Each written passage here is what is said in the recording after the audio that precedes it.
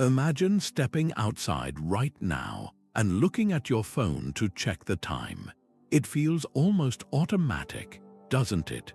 But picture this, a world where no such device exists. No ticking clocks on the wall, no digital calendars buzzing with reminders, no satellites telling you exactly where you are. For nearly all of human history, that was our reality. And in that vast, silent expanse of time, humanity had one faithful, constant companion, the sun, more specifically, its shadow. That dark, shifting shape stretching and shrinking across the earth was our first clock, our first calendar, our first map. It was the quiet pulse around which entire civilizations learned to beat. This wasn't just about knowing when to start the day. It was about survival, community, and meaning. The ancient art of reading the sun's shadow dictated when to plant seeds so a community wouldn't starve, when to harvest so a culture could thrive, and even when to kneel in worship so a people could feel connected to the divine. It was a language written in light and darkness, and we were all fluent once. What's truly breathtaking is how these ancient timekeepers didn't just observe the sun, they built their world in its image. They raised towering obelisks that acted as giant sundials, designed temple doorways that only let the solstice sunrise touch the inner altar, and laid out entire cities so that the streets aligned with the sun's path on the longest day of the year. These weren't random acts of construction. They were profound conversations with the cosmos. The secrets of their success are still etched in stone across the globe, from the windswept plains of Stonehenge to the dense jungles where Mayan pyramids pierce the canopy.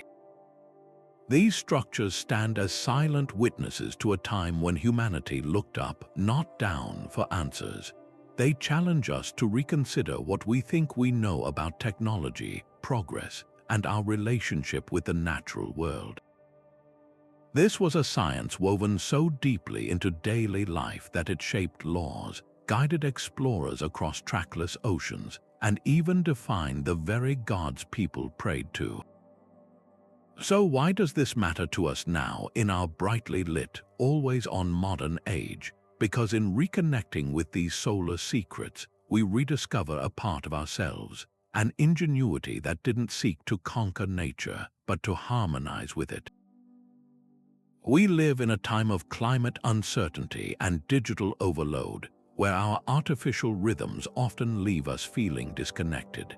The wisdom of these ancient timekeepers offers a powerful reminder that some of the most sophisticated systems ever built were designed in partnership with the sun.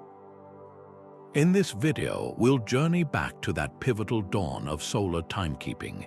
We'll walk with the Egyptian priests who measured the Nile's flood using nothing but a shadow, stand with the Polynesian navigators who read the sun's path to cross entire oceans, and decode the celestial alignments hidden in megalithic monuments. We're about to uncover how the sun's shadow didn't just tell time, it built civilizations, and by the end, you might just find yourself looking at the slow sweep of a shadow in a whole new light. Think about the very first human who stopped, perhaps while gathering food or seeking shelter, and truly noticed the pattern. They saw that the long, deep shadows of a cold morning would gradually shorten as the days warmed, only to stretch out again as the air grew crisp. This was the moment of discovery, the spark of a revolution. It wasn't a complex calculation, it was simple, repeated observation. A stick planted firmly in the ground became more than just a stick, it became a clock, a calendar, a prophet. The tip of its shadow would trace a path through the dirt, and by marking where it fell at different times, our earliest ancestors created the first timelines. They could see that the shadow's longest journey coincided with the shortest, coldest day, and its shortest sweep happened during the longest, warmest one. This was the solstice, understood not through textbooks, but through the silent, daily dance of light and dark. This knowledge was literally a matter of life and death. For a nomadic tribe, understanding these shadow patterns meant knowing when to follow migrating herds or when to move to a sheltered valley before the first snows. But for the groups that began to settle down and experiment with planting seeds, it became everything. Imagine the risk of putting a precious seed into the earth. If you plant too early, a late frost kills the seedling. Too late, and the plant won't mature before the heat of summer withers it. The sun's shadow removed that guesswork. By tracking its gradual changes, a community could identify that perfect, narrow window of time for sowing. They could anticipate the seasonal rains that would bring life and the dry spells that demanded water storage. This predictive power turned agriculture from a hopeful gamble into a reliable strategy. This shift from simply reacting to the environment to actively predicting its cycles is one of the most profound transitions in human history. It allowed for food surpluses, which in turn supported larger, stationary populations. No longer did everyone need to be constantly searching for food. This specialization of labor meant some people could become toolmakers, leaders, artists, and indeed dedicated timekeepers. These early astronomers, often shamans or elders, were the scientists of their day.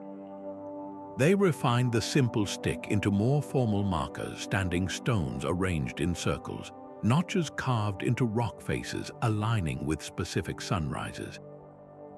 They were building a body of knowledge, a celestial science passed down through generations. This wasn't just about marking days, it was about building a shared rhythm for the community, a collective heartbeat synchronized to the cosmos.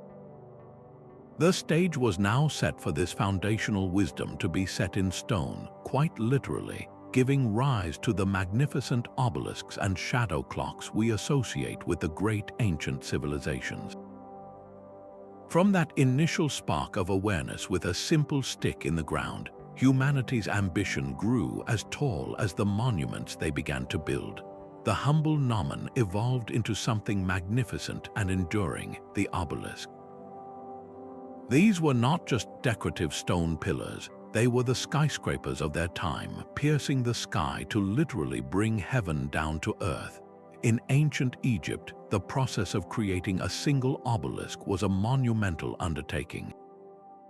Quarrying a single piece of red granite weighing hundreds of tons, transporting it on a specially built barge down the Nile, and then erecting it with precision in a temple courtyard was a feat that could take decades. Why would a society invest such immense resources? Because an obelisk was far more than a symbol of pharaonic power. It was a giant, permanent, and incredibly precise scientific instrument. Its four sides, often covered in hieroglyphs praising the sun god Ra, were perfectly aligned with the cardinal directions. This alignment was absolutely crucial. As the sun moved from east to west, the shadow cast by the obelisk would sweep across the temple plaza in a perfect, predictable arc. Priests who served as the state's official timekeepers would mark specific points on the ground. The moment the shadow touched a certain mark, it might signal the time for the noonday ceremony. The changing length of the shadow from day to day told a deeper story. On the summer solstice, the shadow at noon would be at its shortest. On the winter solstice, it reached its longest stretch. This annual dance of light and dark provided a public, immutable calendar for the entire community, dictating the timing of festivals, tax collections, and the vital agricultural cycles tied to the Nile's flood. While obelisks served the grand, public function of marking the year, the ancient Egyptians also developed a more personal timekeeping device for tracking the hours of the day, the shadow clock. This was arguably one of the world's first portable clocks. Imagine a simple, flat piece of wood or stone with a raised crossbar at one end. The base was inscribed with a series of lines marking the hours. As the sun moved, the shadow of the crossbar would travel across these lines. Each line represented a specific time interval, allowing a person to see that, for example, the market had another 2 hours until closing, or a certain religious rite needed to begin. These devices brought the cosmic scale of the obelisk down to a human level, organizing the daily rhythm of life for everyone from farmers to officials. The design was deceptively simple but based on sophisticated understanding. The spacing of the hour lines wasn't uniform. It accounted for the changing path of the sun throughout the year, requiring different scales for different seasons. This shows a remarkable depth of astronomical observation and mathematical calculation, all dedicated to solving the very human problem of knowing what time it is. The true marvel of these structures lies in their engineering and intentionality. The alignment of an obelisk or the calibrated scale of a shadow clock wasn't guesswork. It was the product of generations of accumulated knowledge, a science passed down and refined. Building something that could accurately track the sun's subtle movements required an advanced grasp of geometry and a painstaking attention to celestial patterns. This precision ensured their accuracy, making them reliable tools for entire civilizations. Their shadows did more than just tell time, they synchronized society. The entire community operated on this shared solar schedule, from the worker heading to the fields at the shadow's first light to the priest beginning a chant when the shadow touched a specific point on the altar. This created a powerful collective rhythm, a sense of order and shared purpose. Furthermore, these instruments reinforced a profound connection between the earthly and the divine. Time wasn't an abstract concept, it was a divine force made visible, a daily demonstration of the sun god's journey across the sky. By reading the shadow, people were quite literally interpreting the will of the gods, blending science and spirituality into a single, seamless practice. This mastery of shadow and stone gave these early timekeepers the confidence and the technical knowledge to envision even greater projects, to scale up their celestial ambitions and build structures that would capture the sun itself. But the ambition of these ancient timekeepers didn't stop at standalone monuments. They began to think bigger, much bigger, weaving their solar knowledge into the very fabric of the landscape itself. This is where we move from impressive instruments to truly mind-bending architecture. Across the globe, from the windswept Salisbury Plain to the dense jungles of Central America, cultures with no possible contact with one another all arrived at the same breathtaking conclusion. They would build mountains of stone that spoke directly to the sun. These megalithic structures are the ultimate expression of that early human desire to track the cosmos, transformed into a permanent, monumental dialogue with the heavens. Consider the iconic Stonehenge. For generations, it was seen as a mysterious, perhaps mystical, circle of stones. But we now understand it as a sophisticated astronomical observatory built in stone. The entire layout is a complex celestial calendar. On the summer solstice, the longest day of the year, the sun rises directly over the heel stone, and its first rays shine straight into the heart of the monument, illuminating the central altar. Conversely, on the winter solstice, the setting sun would align perfectly between the uprights of the grand trilithon, framing the dying light of the shortest day. This wasn't a one-off event to mark. It was a precise, multi-year project that required an incredible understanding of solar cycles. The builders had to anticipate where the sun would rise and set on specific days, years into the future, and then move multi-ton bluestones over hundreds of miles to mark those exact spots with permanent, unmovable accuracy. The shadow cast by each stone became a part of this grand design, creating an interactive map of the solar year that the entire community could witness and participate in. Perhaps an even more stunning example of this solar precision is found not in a stone circle, but in a tomb. Newgrange in Ireland is a massive 5,000-year-old burial mound, older than both Stonehenge and the Egyptian pyramids. To the casual observer, it's an impressive feat of Neolithic engineering, but its true genius is hidden in its design. Above the entrance is a small, inconspicuous opening called a roof box.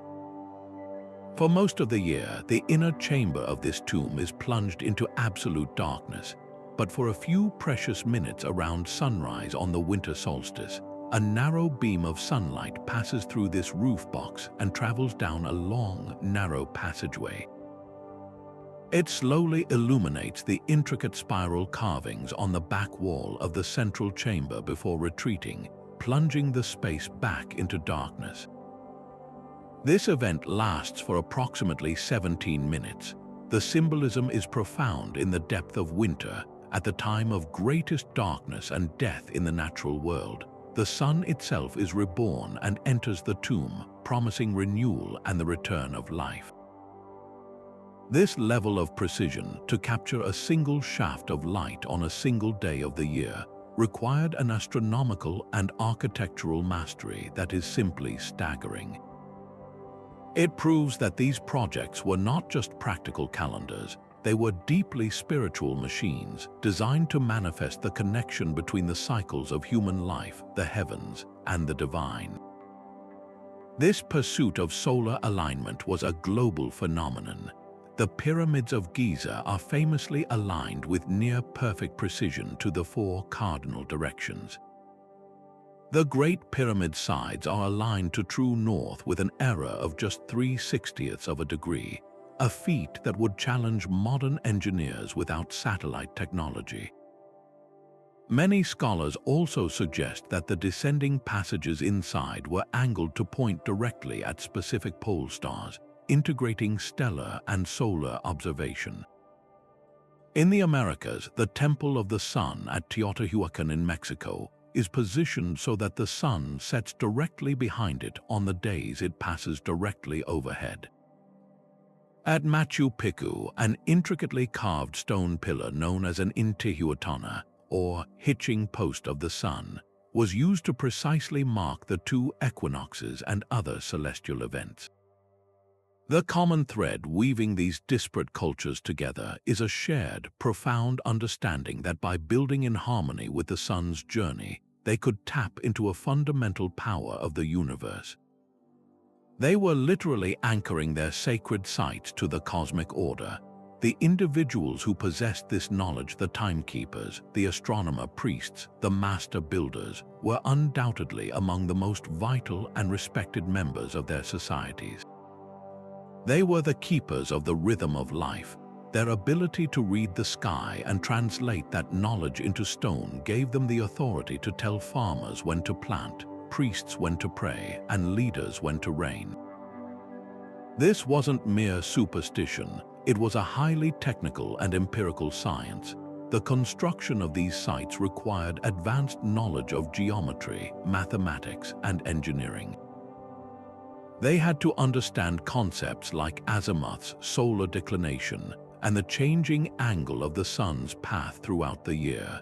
They were working with a deep, accumulated wisdom passed down through generations, constantly refining their models.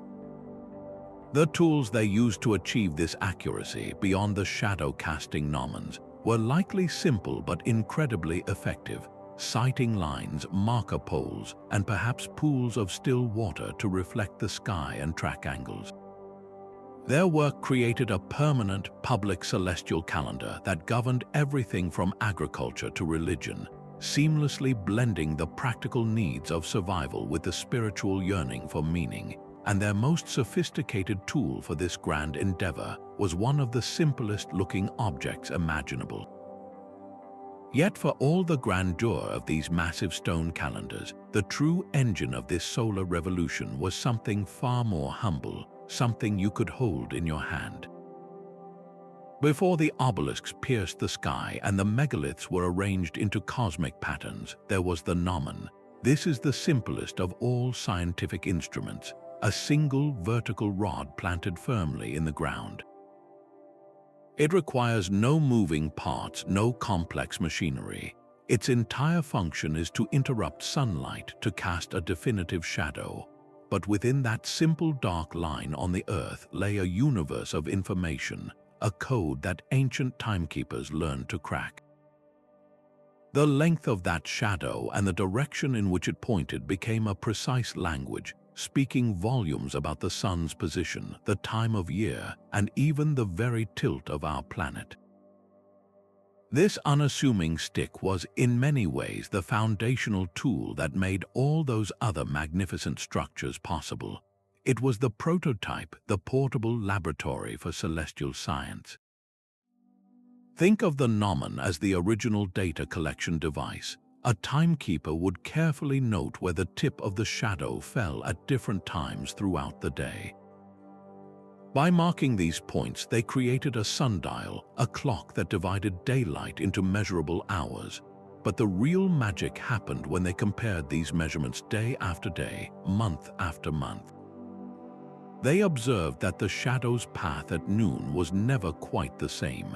In the height of summer, the sun is high overhead, and the noon shadow is at its shortest. As the seasons turned toward winter, the sun's arc across the sky lowered, and that same noon shadow grew longer and longer. The absolute shortest noon shadow of the year marked the summer solstice, the longest, the winter solstice. The days when the shadow's length at noon was perfectly between these two extremes signaled the equinoxes, the moments of perfect balance between day and night. With nothing more than a marked circle around the base of their rod, an ancient astronomer could pinpoint these four critical pillars of the solar year with astonishing accuracy. This simple tool empowered cultures across the globe to make breathtakingly advanced calculations. In ancient China, astronomers used giant, elaborate gnomons to measure the angle of the sun with incredible precision.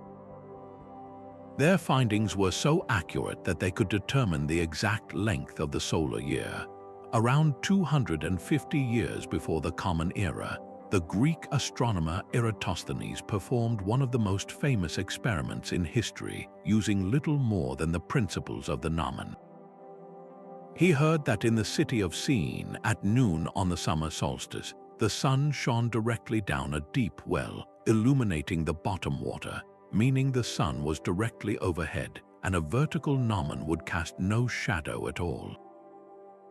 On the same day and time in Alexandria, he measured the angle of the shadow cast by a Nomen. By calculating the difference in the shadow's angle between these two cities and knowing the distance between them, he correctly calculated the circumference of the entire Earth. This was a monumental leap in human understanding, all deduced from the careful observation of a single shadow. The Nomen's influence stretched far beyond formal astronomy and into the very myths people lived by. Its dependable, cyclical nature made it a powerful symbol in storytelling and religion. In many cultures, the Nomen was seen as a world axis, a connection between the earthly realm and the heavens above. The moving shadow was interpreted as the hand of a god, tracing its path for humanity to follow. This intertwining of precise observation and spiritual meaning is a hallmark of ancient timekeeping. The data was never just data, it was a divine message, a rhythm set by the cosmos itself. The Nomen gave people the power to read that rhythm, to see the order in the universe and to align their lives with it. From this fundamental tool, the iconic sundial would eventually evolve, becoming a common feature in town squares and gardens for centuries. But every sundial, no matter how ornate, is at its heart just a permanent, calibrated Nomen, a lasting tribute to humanity's first attempt to capture time itself from a sliver of darkness. But knowing the precise turning points of the seasons was only the beginning.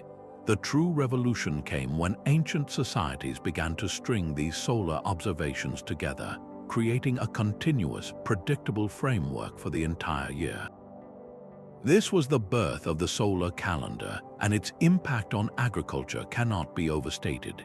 It transformed farming from a desperate gamble with nature into a calculated science, fundamentally altering the course of human civilization. With a reliable calendar, a community was no longer simply reacting to the weather, it was anticipating it. They could count down the days to the first spring rains, know exactly when the intense summer heat would arrive, and prepare for the first frost of autumn. This predictive power meant the difference between a bountiful harvest that could feed a growing city and a failed crop that could lead to famine and collapse. The calendar became the ultimate agricultural tool, a shared schedule that synchronized the labor of an entire population. Consider the incredible sophistication of the Maya in Mesoamerica. Their astronomers, observing the sun's shifting shadows from towering pyramid temples, developed the Hob. This was a remarkably precise 365-day solar calendar divided into 18 months of 20 days each, plus a short, sacred period of 5 days at the year's end. The Hob was the backbone of Mayan agriculture, meticulously tracking the seasonal cycle of wet and dry periods crucial for growing their staple crop, maize. By knowing the exact solar date, a farmer knew the optimal window for clearing the land, for planting the seeds just before the rains arrived, for tending the crops, and for organizing the community for the harvest. This precision allowed the Maya to support vast populations in great city-states, fueling a cultural explosion of art, architecture, and science.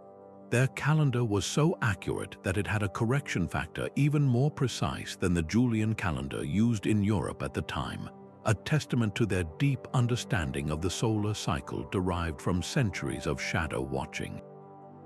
Half a world away, along the fertile banks of the Nile, the Egyptians were conducting a similar revolution, though their challenge was uniquely tied to one specific, life-giving event, the annual flood. Their calendar was also 365 days, but its start was triggered by a celestial spectacle that coincided with the flood, the heliacal rising of the star Sirius. Just before dawn in mid-July, Sirius would briefly become visible above the eastern horizon after a long absence. This celestial event, which the Egyptians called the going up of the goddess Sopdet, was their New Year's alarm clock. It signaled that the Nile's floodwaters were imminent, but the solar shadows played a critical supporting role. Obelisks and merkhits, a type of shadow clock, were used to track the sun's movement in the days and weeks leading up to this event, ensuring priests and officials were prepared. When the flood came, it deposited a layer of rich, fertile silt across the farmland, essentially resetting the fields for a new planting season. The calendar told them not just when the flood would come, but how long they had to prepare irrigation channels and when the waters would recede, revealing the perfect moist soil for sowing seeds. This synchronicity between the solar calendar, the star, and the river allowed Egypt to become the breadbasket of the ancient world, its agricultural stability forming the unshakable foundation for a civilization that would endure for millennia. Yet to view these calendars as mere farming schedules is to miss their profound cultural significance. They were sacred texts written in time itself. The Maya believed time was cyclical and divine, and their calendar was a way to align human activity with the rhythm of the gods. The 5 unlucky days at the end of their solar year were a time of fear and ritual where people stayed home and avoided risk to appease the deities. In Egypt, the new year marked by Sirius's return was a massive public festival celebrating the god Osiris and the promise of resurrection and renewal. The pharaoh, as the intermediary with the gods, would perform ceremonies to ensure the Nile's flood was plentiful, directly linking the solar and stellar calendar to his divine authority and the state's legitimacy. The calendar was not just a tool for survival, it was a cosmological map that gave meaning to existence, weaving practical necessity into a grand spiritual narrative. This mastery over the agricultural cycle created a surplus of food that changed everything, For the first time, not everyone had to be involved in food production. This specialization of labor allowed for the emergence of full-time artisans, soldiers, scribes, priests, and government officials. It fueled population growth, the rise of cities, and an explosion of cultural complexity. The need to manage this agricultural surplus and coordinate large-scale irrigation projects demanded more sophisticated forms of administration and governance. The very same timekeepers who tracked the shadows for the calendar often became the early bureaucrats, using their knowledge to plan resource allocation, organize labor taxes for building projects, and settle land disputes based on the seasonal calendar.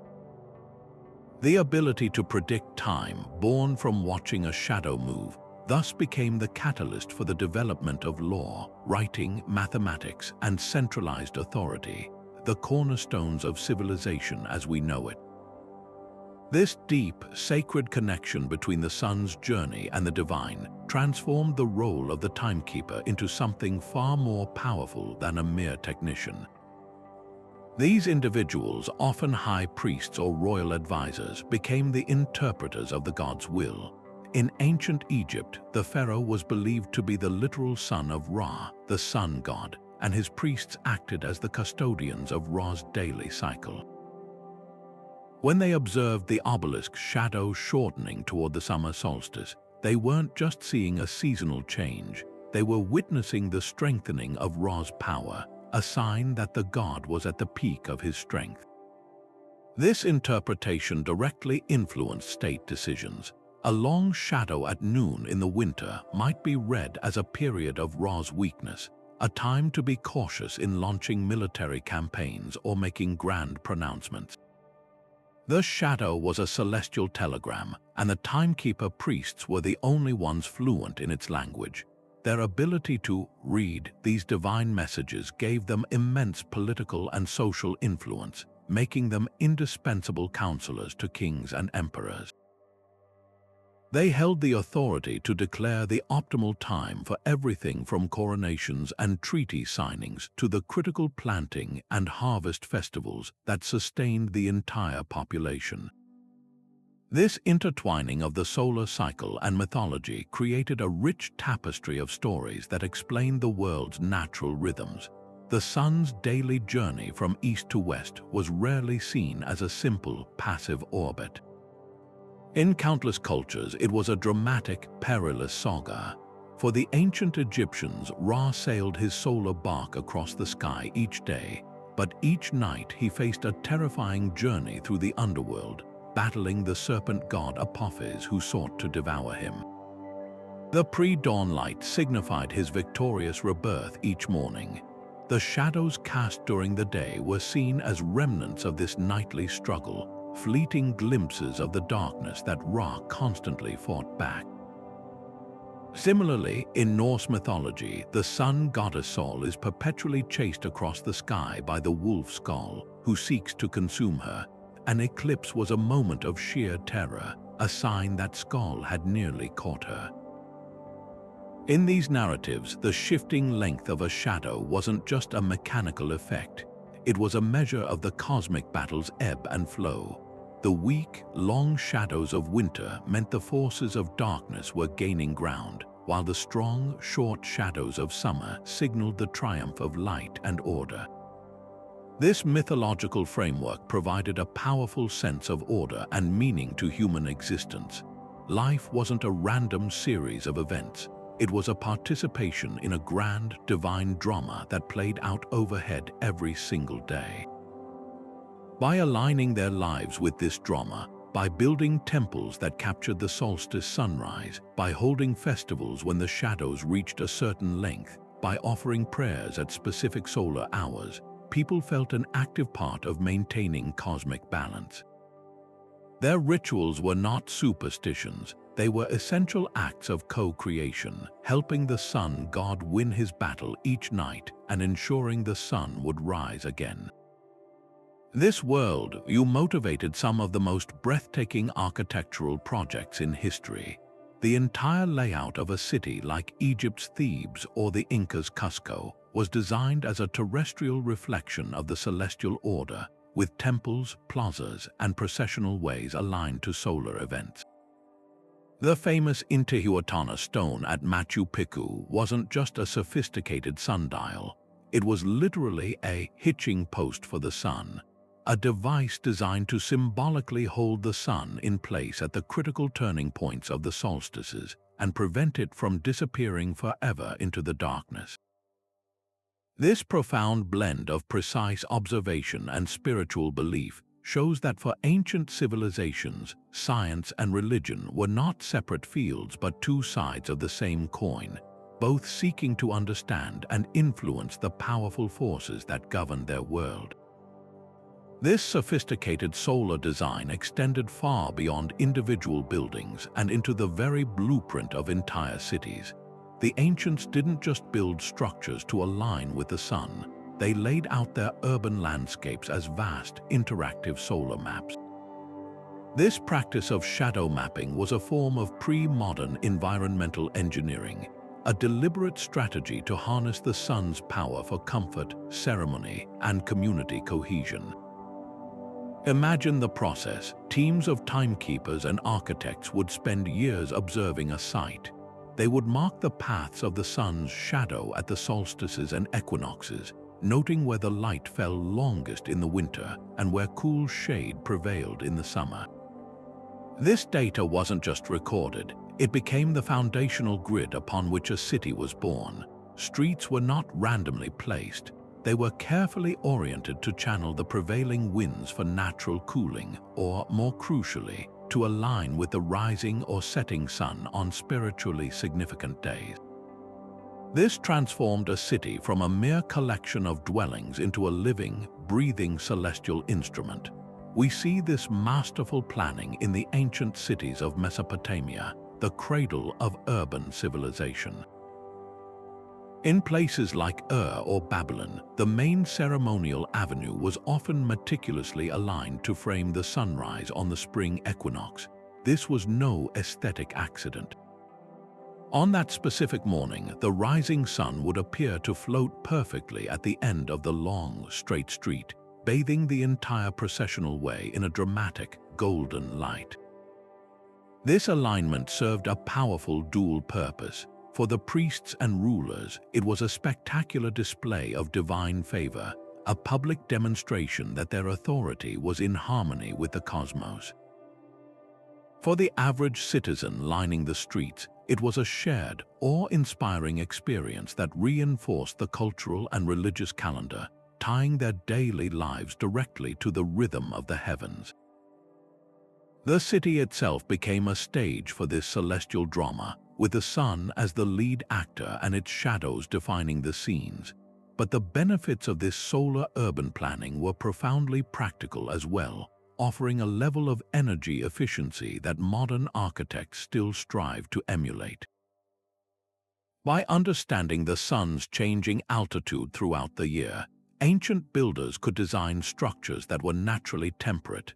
In the winter, when the sun is low on the horizon, building orientations and window placements were designed to capture the maximum amount of precious sunlight, passively warming the interior spaces and reducing the need for scarce fuel.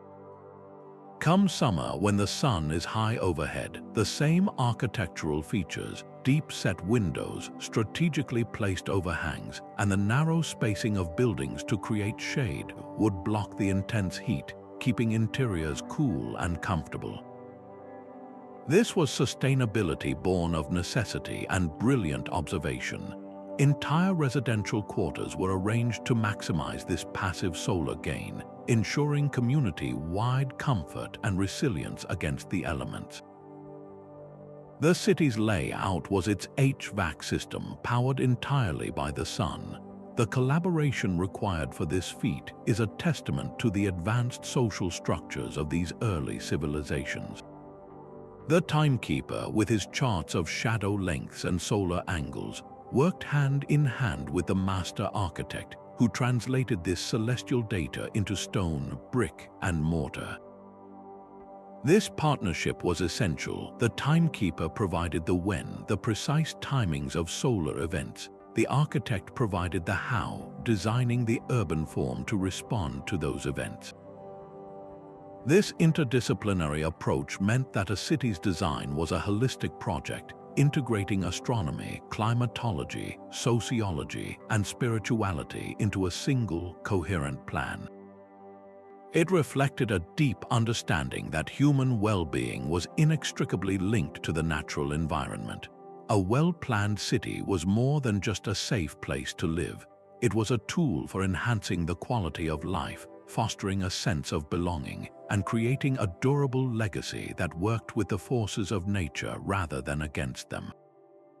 This thoughtful integration of solar wisdom into the urban fabric shows that ancient timekeeping was never just about counting hours. It was about building a world that hummed in tune with the universe. Of all the days marked on an ancient solar calendar, none held more power or mystique than the solstices.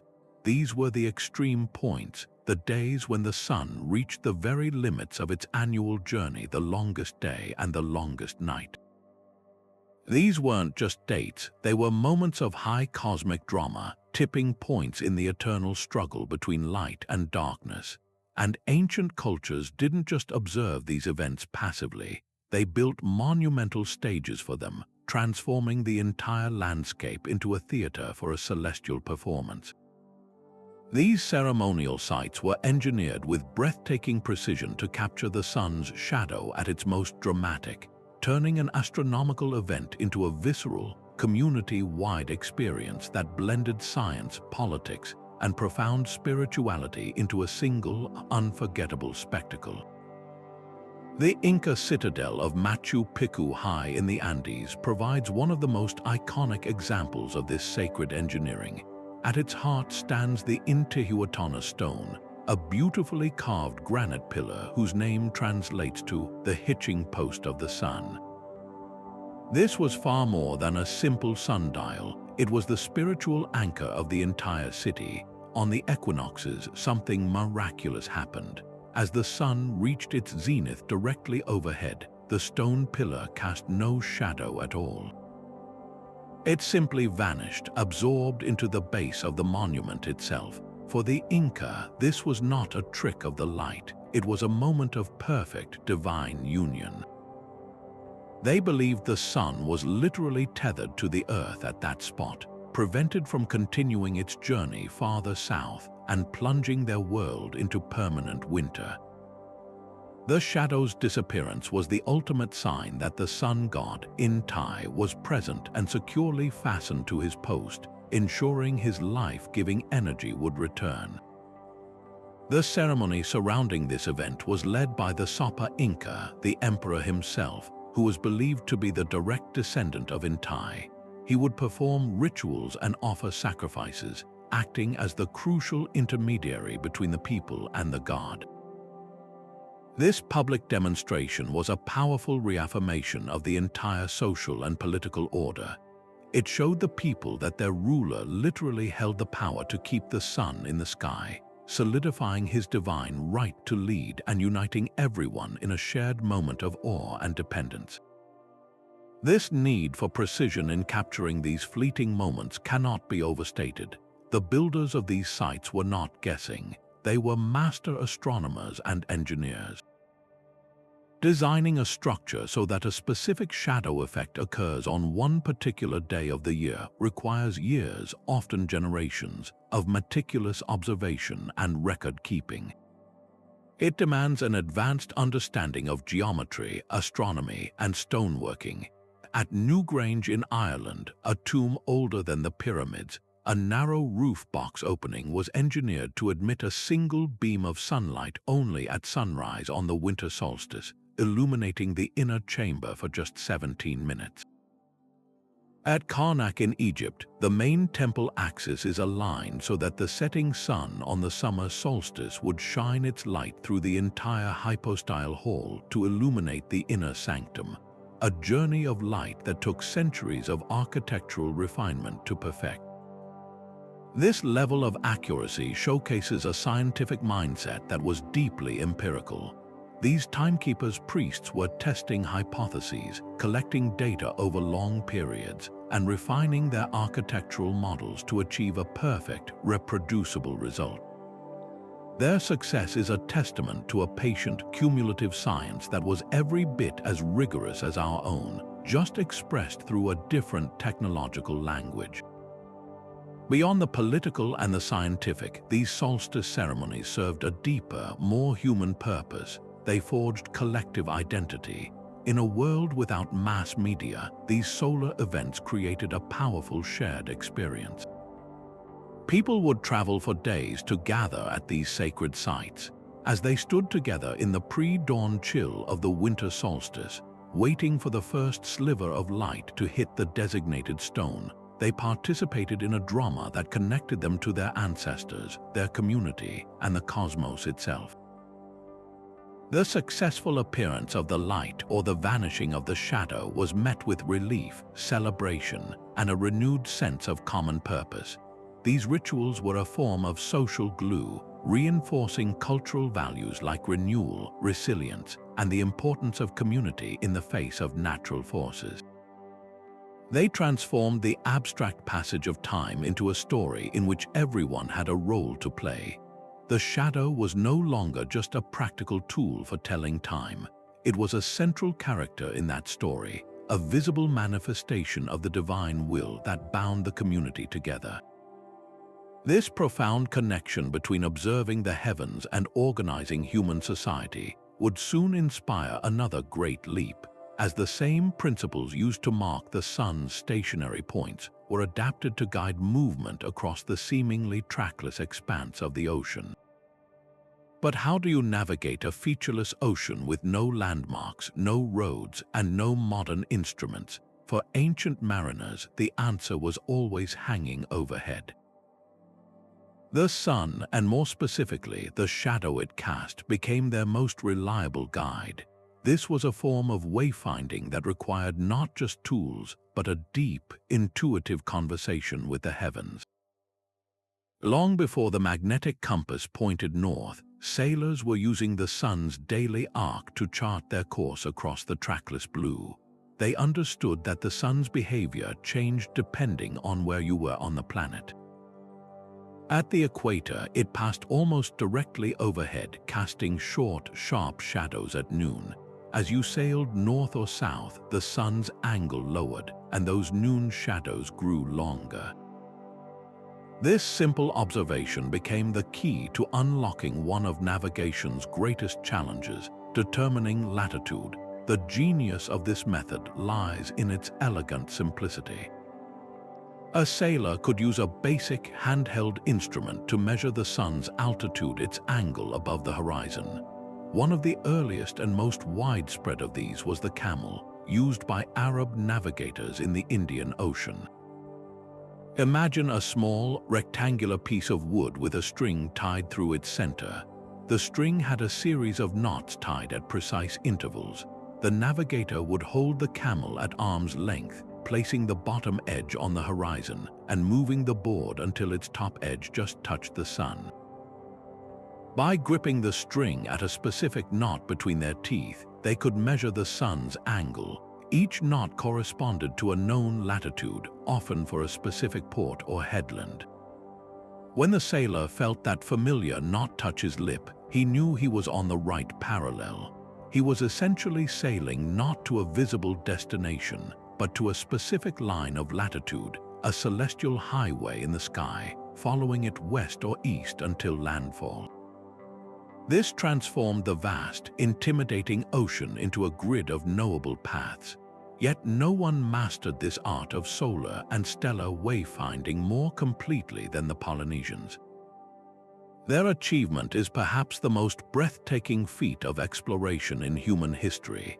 Setting out from Southeast Asia in great double-hulled voyaging canoes, they embarked on deliberate journeys of discovery across the Pacific, ultimately settling a vast triangle of islands stretching from Hawaii to New Zealand to Easter Island.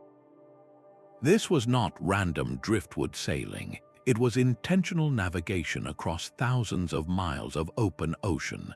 Their tool kit was a profound synthesis of environmental knowledge. They read the patterns of ocean swells, the flight paths of birds, the types of clouds that gathered over distant lagoons, and the specific stars that rose and set over particular islands. And at the center of it all was the sun. They used the sun's shadow to maintain their east-west orientation. A simple stick planted in the deck of the canoe would cast a shadow. By noting the shadow's direction at sunrise and sunset, and tracking its shortest point at noon, the navigator could hold a steady course. They had a mental compass rose etched by the sun's daily journey, allowing them to correct for drift and stay on their intended heading for weeks at a time. The impact of this solar-powered navigation cannot be overstated. It was the engine of the first true globalization. These sea routes, charted by the sun's shadow, became the ancient world's internet highways for the exchange of far more than just goods. Along with spices, silk, and precious metals, ships carried ideas, languages, religions, and technologies. Astronomical knowledge from Babylon could travel to Greece. Mathematical concepts from India could reach the Arab world. The trade winds and monsoon seasons, themselves driven by the sun's heat, were timed and exploited by navigators using these very techniques. This interconnected world led to an unprecedented cross-pollination of cultures, fueling scientific advancement and economic prosperity from the Mediterranean to the South China Sea. It democratized exploration. You didn't need to be part of a royal-funded expedition. A skilled navigator with a camel and a deep understanding of the sky could take a merchant vessel to a new world and back, empowering individuals and creating networks of trade and communication that shaped the destiny of continents.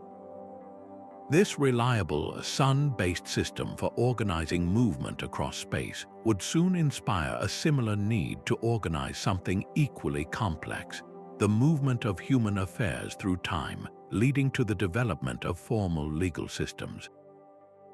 This reliance on the sun's shadow to organize society didn't stop at farming or navigation. It fundamentally shaped the rule of law itself. For the first time, communities needed a shared, objective standard to govern daily interactions, settle disputes, and enforce contracts. The sun, in its unwavering daily journey, provided that perfect, impartial judge.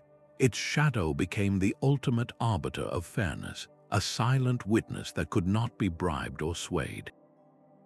This moved timekeeping from a practical tool into the very bedrock of legal systems, creating a framework where time itself was a measurable, enforceable unit of civic life.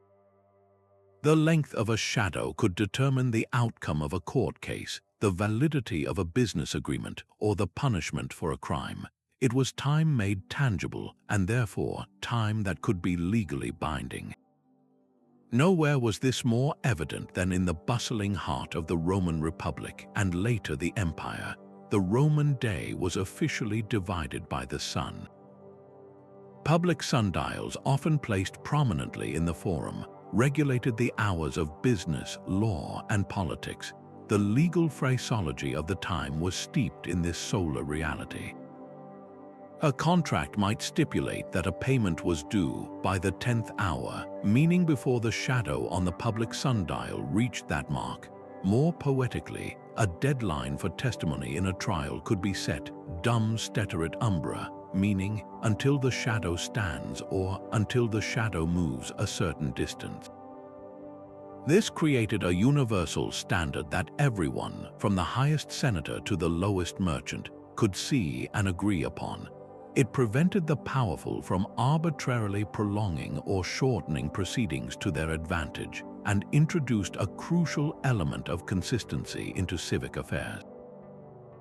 The opening and closing of the markets, the start of court sessions, even the permitted hours for public speeches, all were governed by the sun's dependable progress across the dial.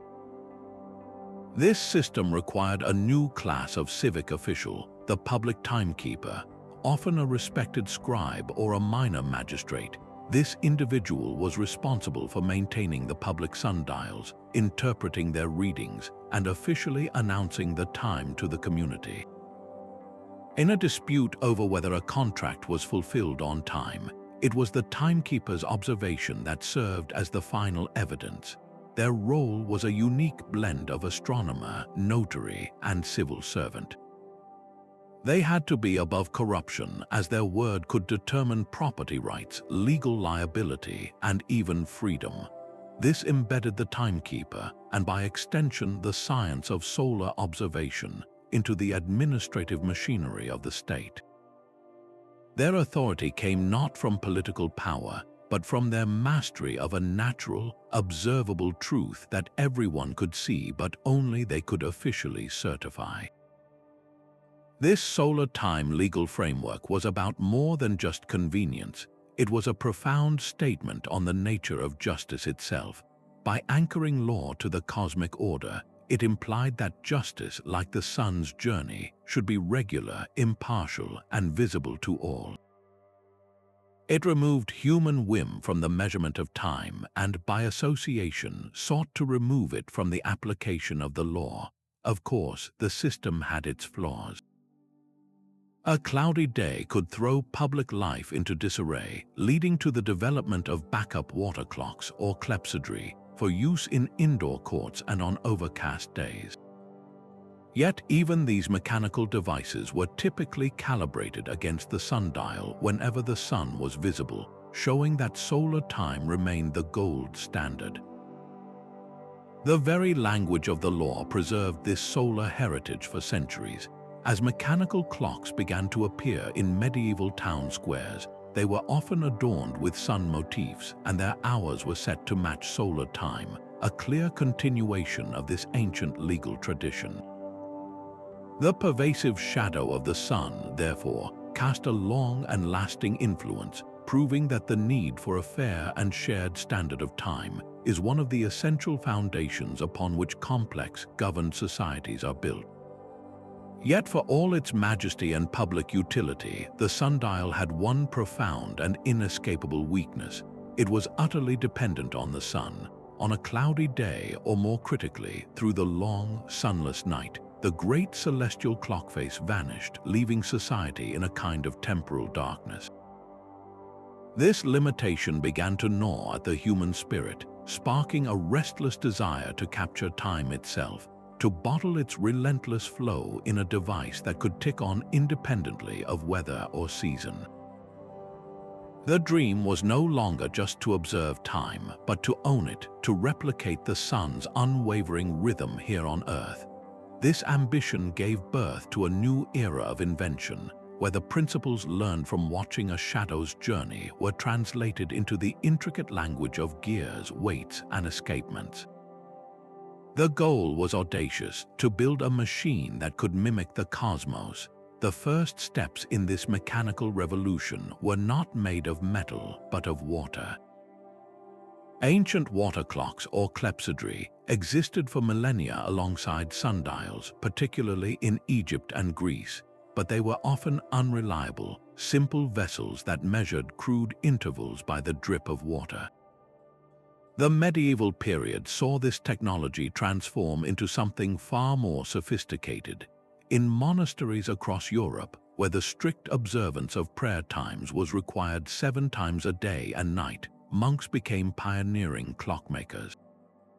They engineered elaborate water clocks that used complex systems of floating indicators, gears, and bells to not only track the hours, but to automatically sound an alarm to call the community to prayer. This was a critical conceptual leap, a machine that could not only measure time but could also announce it, acting on its own without human intervention. Yet even these hydraulic marvels had their flaws. Water freezes in winter, its flow rate changes with temperature, and the systems were prone to clogging. The search for a more reliable, powerful, and consistent driving force continued. The breakthrough that truly unlocked the mechanical age was the invention of the weight-driven clock. By replacing unpredictable water with the constant, unwavering force of gravity, medieval engineers found their perfect motor. The key was the escapement, a device that is arguably one of the most important inventions in history, though its name is hardly household. Think of it as the clock's heart and brain combined. It is a mechanism that takes the steady, crashing fall of a heavy weight and transforms it into a regulated, rhythmic tick-tock. It literally lets the power escape in tiny, measured increments. This ingenious device, first appearing in European tower clocks in the 13th century, provided the steady pulse that allowed for accurate time measurement over long periods. These monumental early clocks, built for cathedrals and town halls, were less about telling the time for the individual and more about ordering the entire community. Their great bells would ring out across the rooftops, marking the hours for markets to open, for curfews to begin, and for citizens to gather. They were mechanical successors to the communal obelisk, their audible chimes replacing the silent, visual sweep of a shadow. But here lies the beautiful, paradoxical truth of this evolution. These new mechanical wonders, these triumphs of human ingenuity designed to break free from the sun, remained utterly indebted to it. The most accurate weight-driven clock would still drift over time. To be truly correct, it had to be regularly calibrated and set against the one immutable standard everyone trusted, the sun at its highest point.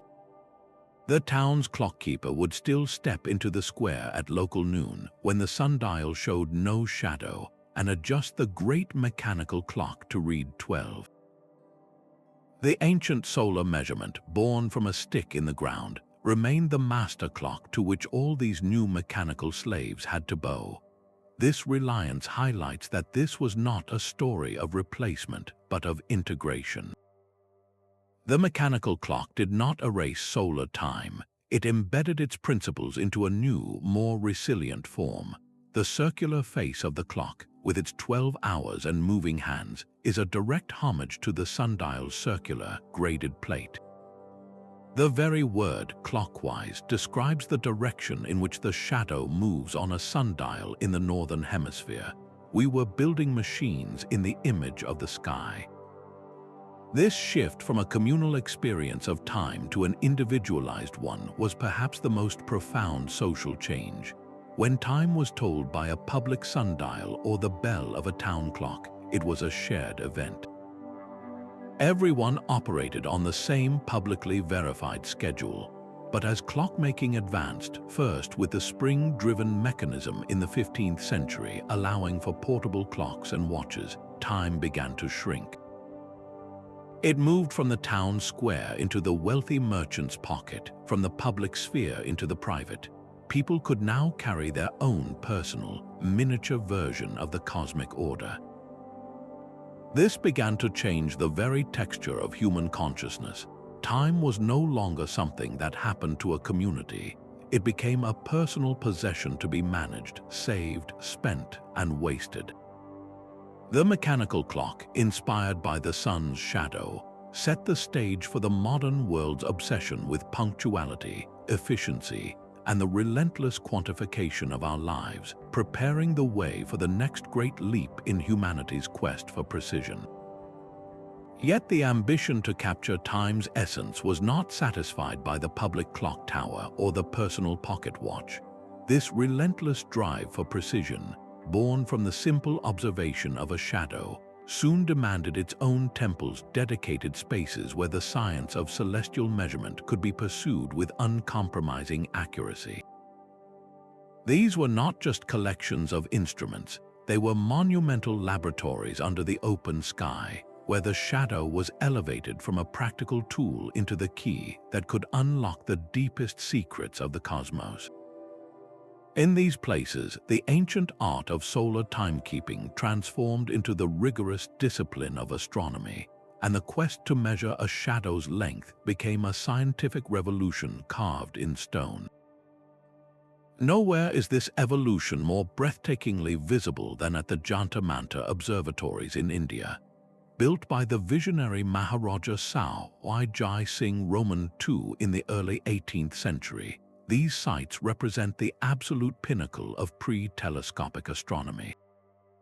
Walking into the complex in Jaipur is like stepping onto a chessboard designed for giants. The instruments are not small brass devices on tripods. They are colossal, sweeping structures of masonry and marble, each one a specialized tool for a specific astronomical function. The centerpiece is the Vrihat Samrat Yantra, the supreme instrument, which is nothing less than a monumental sundial standing 90 feet tall. Its shadow, cast by a massive triangular Nomen, sweeps across a pair of huge curved quadrants at its base. But this is no ordinary sundial. The scale is so immense, the craftsmanship so exact, that it can measure time to a precision of just 2 seconds. To stand before it is to feel the sheer weight of human ambition, the desire to quantify the universe itself with nothing but stone, shadow, and sublime geometry. The Jantar Mantar was a hub of intense intellectual activity, a place where the Maharaja's court astronomers, known as the Jyotishis, worked alongside mathematicians and scholars. They would meticulously track the shadow's path across the calibrated scales, recording data on the sun's declination, the exact time of equinoxes and solstices, and even the subtle movements of planets. This was big science centuries before the term was coined, and it was all powered by the patient, silent fall of a shadow. This pursuit of precision was a global phenomenon. In the Islamic Golden Age, particularly in Persia and the broader Middle East, observatories like the famous one at Marrakech in the 13th century became the Silicon Valleys of their day. Scholars like Nasir al-Din al-Tusi didn't just use shadows for timekeeping. They developed incredibly sophisticated trigonometric tables and mathematical models based on solar and lunar observations. Their work required instruments of immense size and accuracy to minimize observational error. They built massive mural quadrants, essentially giant protractors fixed to a wall, that used a shadow or a beam of sunlight through a precise aperture to measure the altitude of the sun with unprecedented accuracy. The data collected from these shadow-based observations didn't just refine calendars. It challenged and refined the very cosmological models of the universe, providing the empirical evidence that would later influence Copernicus and the scientific revolution in Europe. The work done in these institutions was a powerful fusion of disciplines. It wasn't just astronomers talking to each other. Mathematicians developed new forms of calculus and algebra to process the complex data. Artists and craftsmen were employed to inscribe the incredibly fine, accurate graduations on the stone instruments.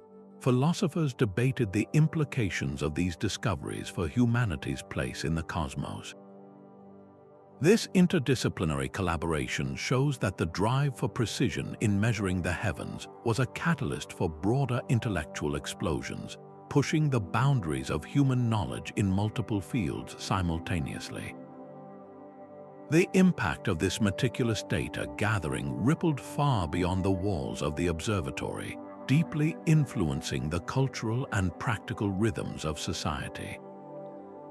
The highly accurate solar calendars produced from this work were essential for everything from determining the exact dates of religious festivals and agricultural cycles to setting the astrological charts that guided the decisions of rulers. In India, the precise calculation of eclipse times was considered a matter of national importance, with rituals and preparations dictated by the astronomers' predictions. The ability to forecast these celestial events with reliability was a powerful demonstration of control over the natural world, reinforcing the authority of both the scientific and the ruling classes.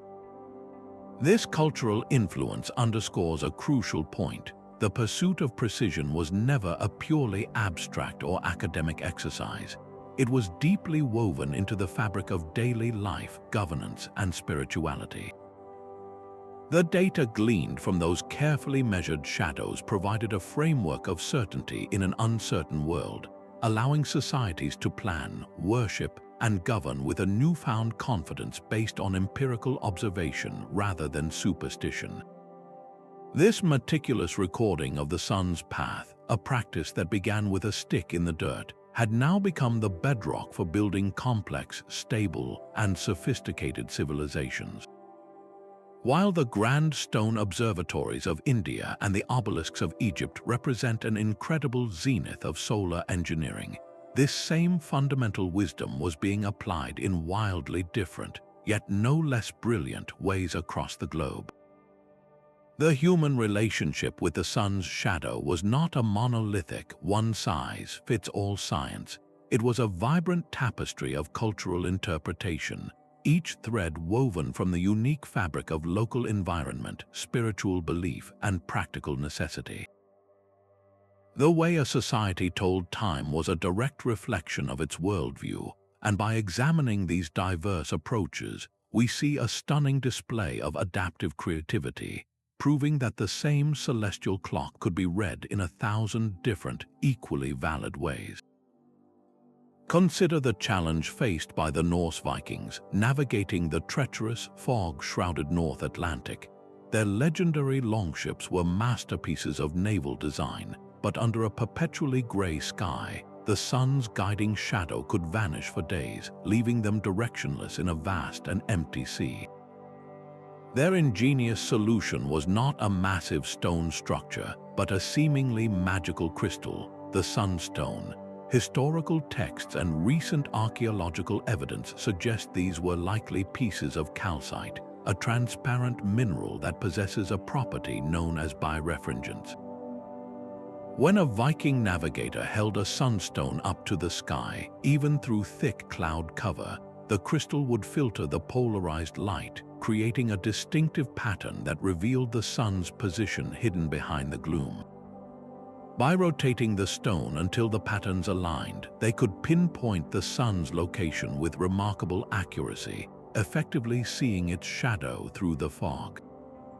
This was solar timekeeping and navigation adapted for a specific, brutal environment, a portable, crystalline Nomen that turned the entire overcast sky into a navigational dial. On the opposite side of the planet, under the vast, brilliant skies of Australia, Aboriginal cultures developed a form of solar knowledge that was deeply woven into the land itself and the stories that defined it. For over 60,000 years, they practiced a nuanced and sophisticated form of astronomy without building a single permanent monument. Their timekeeping was ecological and narrative. They observed how the sun's shifting path throughout the year changed the angle and length of shadows cast by sacred trees, distinctive rock formations, and even termite mounds. A specific rock pillar might only cast a shadow that touched a particular gnarl in a tree at the winter solstice, signaling the time when a certain root vegetable was ripe for harvesting. Another shadow alignment might indicate the arrival of a seasonal animal migration. This knowledge was not recorded in stone carvings or written texts. It was encoded in the songlines, the intricate oral maps and stories that passed navigational, historical, and cultural knowledge across generations. The shadow was a character in these stories, its movements a plot point in the eternal cycle of the dream time, perfectly blending practical survival with profound spiritual meaning.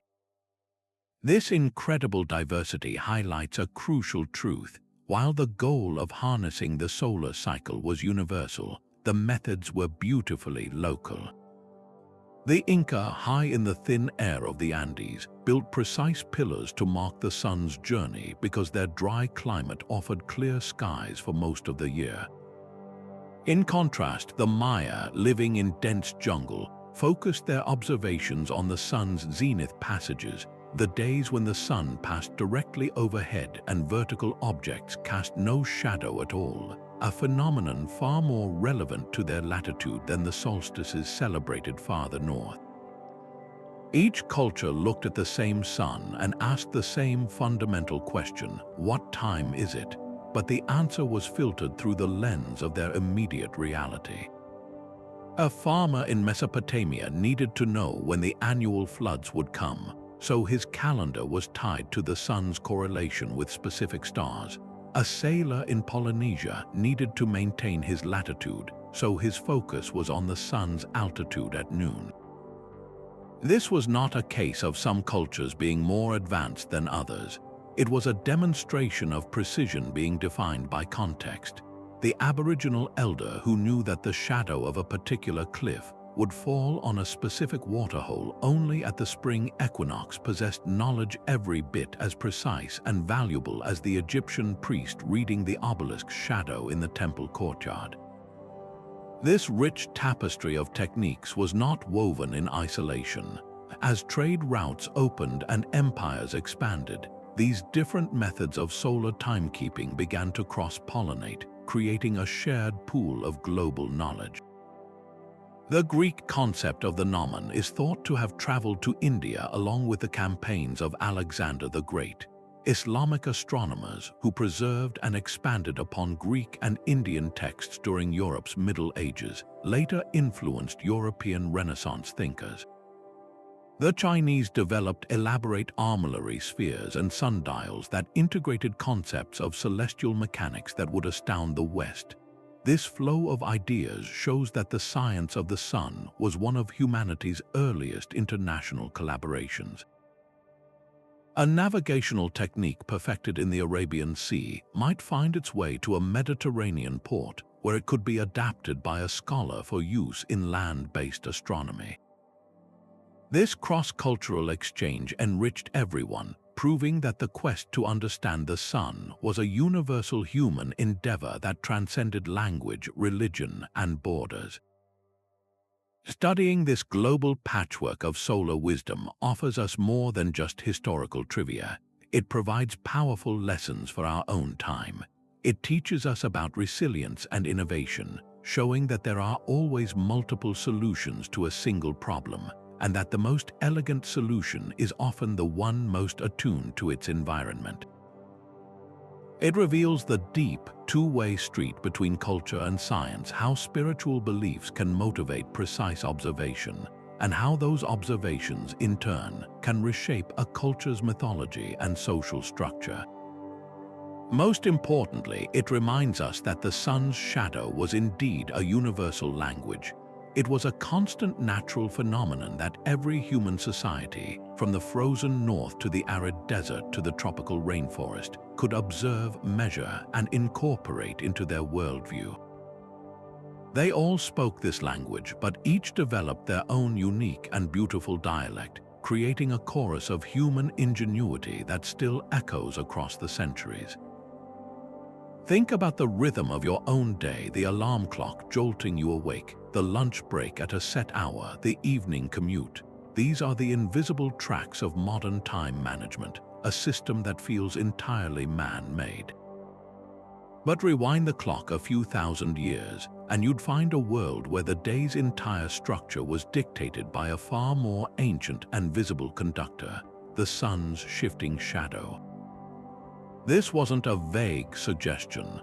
It was the precise, inescapable metronome that set the pace for every single person in a community, from the lowest laborer to the highest priest. The solar dial didn't just tell them what hour it was, it told them what to do at that hour, weaving timekeeping so deeply into the fabric of daily life that it became the very loom on which society was woven.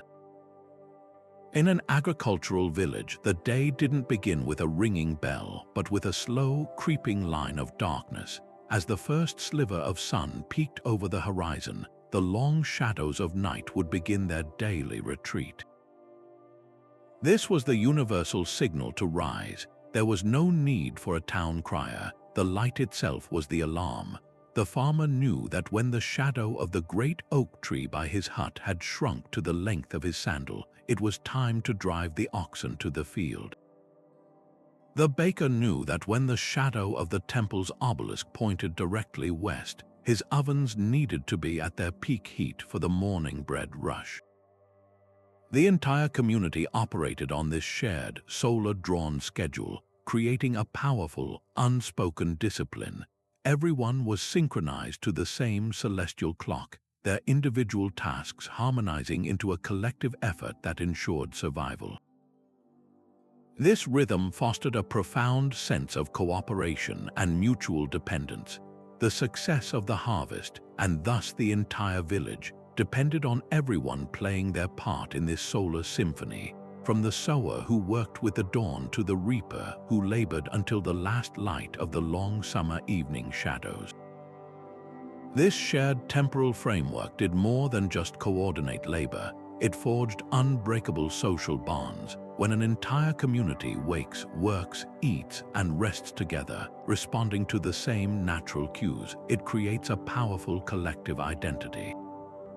The noon meal wasn't just a break for food. It was a communal event taken when the sun was highest and shadows were at their shortest, a moment of shared respite and conversation. The end of the workday was not arbitrary. It was declared by the fading light and the lengthening shadows, a signal that brought everyone home at roughly the same time for evening rituals and family life. This created a strong sense of solidarity and belonging. You were not an individual navigating time alone. You were part of a tribe moving in lockstep with the cosmos itself. Festivals and holy days were the exclamation points in this solar sentence, moments when the entire community would gather at a sacred site to witness a solstice sunrise or an equinox alignment, reinforcing their shared beliefs and collective purpose under the grand spectacle of the heavens. At the heart of this system stood a figure of immense respect and authority, the Timekeeper. This individual, whether a priest, an elder, or a specially trained scribe, was the master interpreter of the sun's language. Their role was absolutely vital. While any farmer could roughly gauge the time from a shadow, the official timekeeper possessed the precise, calibrated knowledge to declare the exact moment of the solstice, the optimal day for planting based on complex solar cycles, or the correct hour for a critical religious ceremony. This made them far more than a human clock. They were a pivotal advisor to chieftains and kings. A leader would consult the timekeeper on matters of state, when to launch a military campaign to coincide with the harvest, when to hold a coronation to maximize its perceived divine favor, or when to open the granaries based on solar predictions of the growing season. This granted the timekeeper significant soft power, placing them at the intersection of practical governance, economic planning, and spiritual life. This system, while creating stability, also inherently reinforced social hierarchies. The timekeeper's specialized knowledge was a form of power, setting them apart from the common laborer. The ruling class, by controlling the official calendar and the rituals attached to it, could legitimize their authority by presenting themselves as the intermediaries between the divine solar order and the people. Yet, this hierarchy was also a source of remarkable social stability. Time itself was a communal resource like water from a public well. It belonged to everyone equally and was administered for the collective good.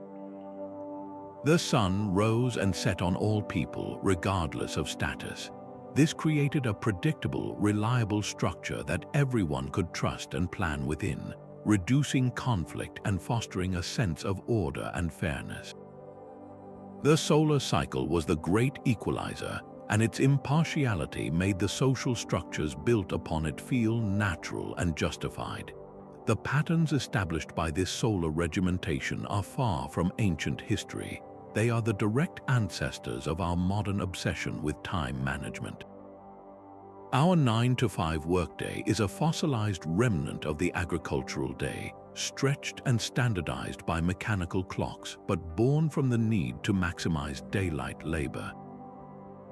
The concept of a time-bound appointment, a deadline, or a synchronized start time for events all stem from this ancient desire to create a shared framework for coordinated action. We may have swapped the obelisk's shadow for the smartphone's notification, but the underlying principle remains. A society functions best when its people are synchronized. The deep integration of solar time into every aspect of existence shows us that our relationship with time is not just practical, but profoundly psychological and social. It shaped human behavior, instilled discipline, prioritized community over the individual, and created the foundational structures of organization that allow complex societies to flourish, even when the original timekeeper, the sun, is no longer the one in charge. Yet for all its profound influence, the reign of solar time as the undisputed master of human affairs could not last forever. The very ingenuity it sparked would eventually create tools that made it seem, for a time, obsolete. The decline was not a dramatic fall but a slow, steady fading, like a long shadow retreating at noon.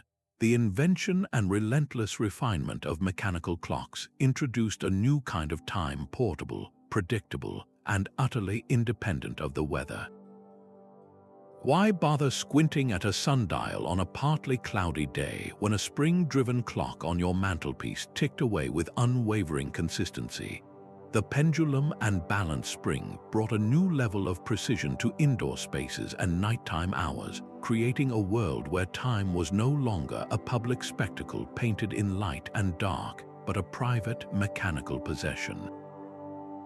This was the beginning of time's democratization and, paradoxically, its commodification. Factory whistles and punch clocks began to replace the sun's arc as the measure of a workday, severing the direct, visceral link between human labor and the natural world.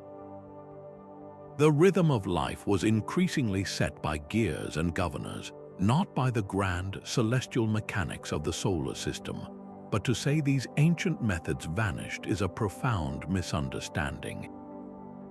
They didn't disappear, they simply retreated from the mainstream, preserved in the quiet corners of tradition and the dusty pages of forgotten manuscripts.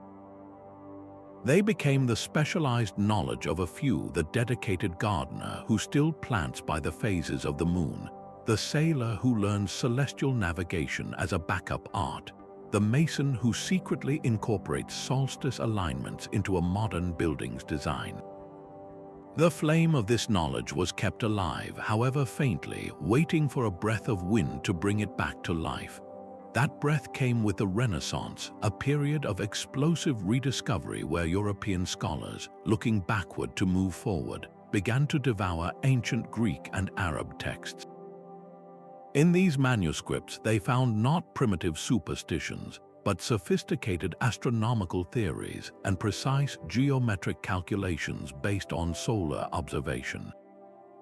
Figures like Nicolaus Copernicus and Johannes Kepler weren't just inventing new ideas, they were standing on the shoulders of these ancient timekeeping giants, using their solar-based data and principles to revolutionize our understanding of the cosmos. The Nomen and the sundial were reborn as essential tools in the arsenal of the scientific revolution, used to verify and refine the new mechanical clocks, not yet entirely trusted on their own. Today, we are witnessing a powerful and poignant resurgence of this solar wisdom, driven by a collective yearning that our sleek digital world cannot satisfy. In an age of artificial light, constant screen glare, and time zones that dictate our lives regardless of the actual sun outside our window, a deep disconnection has grown. People are increasingly seeking alternatives to the frantic, artificial schedules that leave them feeling drained and out of sync. The ancient practice of solar timekeeping offers a remedy, a way to reconnect with the natural rhythms of the planet, to slow down and to find a deeper, more sustainable pace of life. This isn't about abandoning technology, it's about finding balance.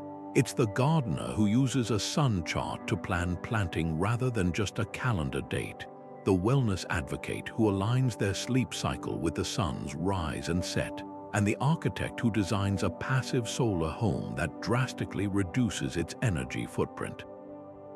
The sun's shadow is re-emerging as a symbol of sustainability, mindfulness, and a more harmonious way of living. This renewed interest is powerfully fueled by a constant stream of archaeological discoveries that continue to reveal the stunning depth of ancient ingenuity. With every passing year, new technologies like LiDAR laser scanning uncover lost cities and structures in dense jungles, revealing alignments and sightlines that were invisible to the naked eye for centuries. Archaeoastronomers, a dedicated breed of scientists who blends astronomy with archaeology, are constantly reanalyzing known sites and making startling new conclusions. A temple doorway once thought to be decorative is found to frame the equinox sunrise with breathtaking precision.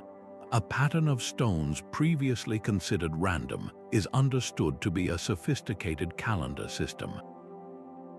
Each discovery is a humbling reminder that our ancestors possessed a profound and precise understanding of their world, achieved through patient observation and without the tools we take for granted. These findings do more than just rewrite history books. They inspire a sense of wonder and respect for ancient knowledge, proving that the solutions to modern challenges like energy efficiency and environmental harmony might have roots stretching back millennia.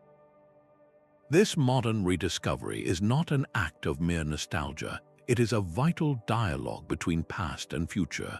We are not simply copying ancient techniques but learning from their underlying principles. The same understanding of solar angles that allowed a Babylonian architect to cool a building now informs the software used by sustainable designers to create net-zero energy structures. The precise tracking of solstices that guided Mayan farmers now finds new life in sophisticated algorithms for precision agriculture, optimizing water and energy use. The sun's shadow, once the simplest of clocks, is now a teacher offering lessons in resilience, adaptation, and living in balance with a powerful natural force. Its gradual decline in common use was never an end but a metamorphosis. The knowledge retreated into the soil of human understanding like a dormant seed, waiting for the right conditions. A time of need, a thirst for connection, a search for sustainable wisdom, to sprout once again with renewed vigor and relevance. It might seem like the principles of ancient solar timekeeping belong in a museum, a fascinating relic of a bygone era. But step outside and look at the modern cityscape, and you'll see their legacy is everywhere, actively shaping a more sustainable future. This isn't about nostalgia. It's a full-circle moment where our most cutting-edge solutions to global challenges are being guided by humanity's oldest source of wisdom. The field of architecture is perhaps the most direct beneficiary. Today's green builders and urban planners have a term for what the ancients practiced intuitively: passive solar design. This sophisticated approach uses the exact same principles those early timekeepers mastered: the sun's predictable path and the strategic use of its light and shadow to heat, cool, and illuminate buildings with minimal energy use. It's a conscious rejection of the 20th century model of glass box skyscrapers that require massive air conditioning systems to combat the greenhouse effect they create. Instead, modern passive solar buildings are oriented with their long axes facing true south in the northern hemisphere to capture the low-angled winter sun, just as ancient Mesopotamian cities aligned their streets. They feature carefully calculated overhangs that act like a built-in sundial. These shades block the high, intense summer sun, casting cooling shadows across the windows, while allowing the lower winter sun to penetrate deep into the interior, providing free heat. High-performance windows and thermal mass materials like stone or concrete floors absorb that solar heat during the day and slowly release it at night, mimicking the way massive stone structures like the pyramids maintained a stable internal temperature. This isn't a fringe concept. It's becoming standard practice in sustainable construction, drastically reducing reliance on fossil fuels and creating healthier, more comfortable living spaces. It turns out the blueprint for net zero energy buildings was written thousands of years ago, not on paper, but in the alignment of temples and the layout of entire cities designed by those who truly understood the sun's power. This solar wisdom is also taking root back on the farm, driving a powerful movement away from industrial agriculture and toward a more resilient, localized food system. The modern resurgence of solar-based agriculture goes far beyond just checking a calendar. It's a philosophy often called biodynamic or regenerative farming, and it's rooted in the belief that working with natural cycles, not against them, yields healthier food and a healthier planet. Farmers are rediscovering the ancient art of phenology, observing how plant and animal life cycles are triggered by the sun's journey and the resulting changes in temperature and light. They use detailed solar almanacs to determine not just planting dates, but the optimal times for pruning, transplanting, and even harvesting for peak nutritional value and flavor. This approach celebrates heirloom and indigenous crop varieties that are naturally attuned to their specific regional sunlight and seasonal patterns, promoting biodiversity instead of the monoculture fields dependent on chemical fertilizers and pesticides. Community-supported agriculture programs and farm-to-table restaurants then use this solar rhythm to dictate their offerings, creating a culinary experience deeply connected to the place and the season. Eating a strawberry in December shipped from across the world becomes an oddity instead of the norm. This shift back to seasonal eating, guided by the sun's annual cycle, reduces the colossal carbon footprint of our global food transportation network and reconnects us to the authentic taste of food grown in its rightful time and place, just as it was for every civilization that relied on a solar calendar for survival. And of course, the most literal application of this ancient knowledge is shining down on rooftops and in vast fields around the world, photovoltaic solar panels. It's the most direct homage imaginable to the ancient timekeepers. They use the sun's energy indirectly, reading its shadow to know when to plant and build. We've now developed the technology to capture its light directly and convert it into electricity.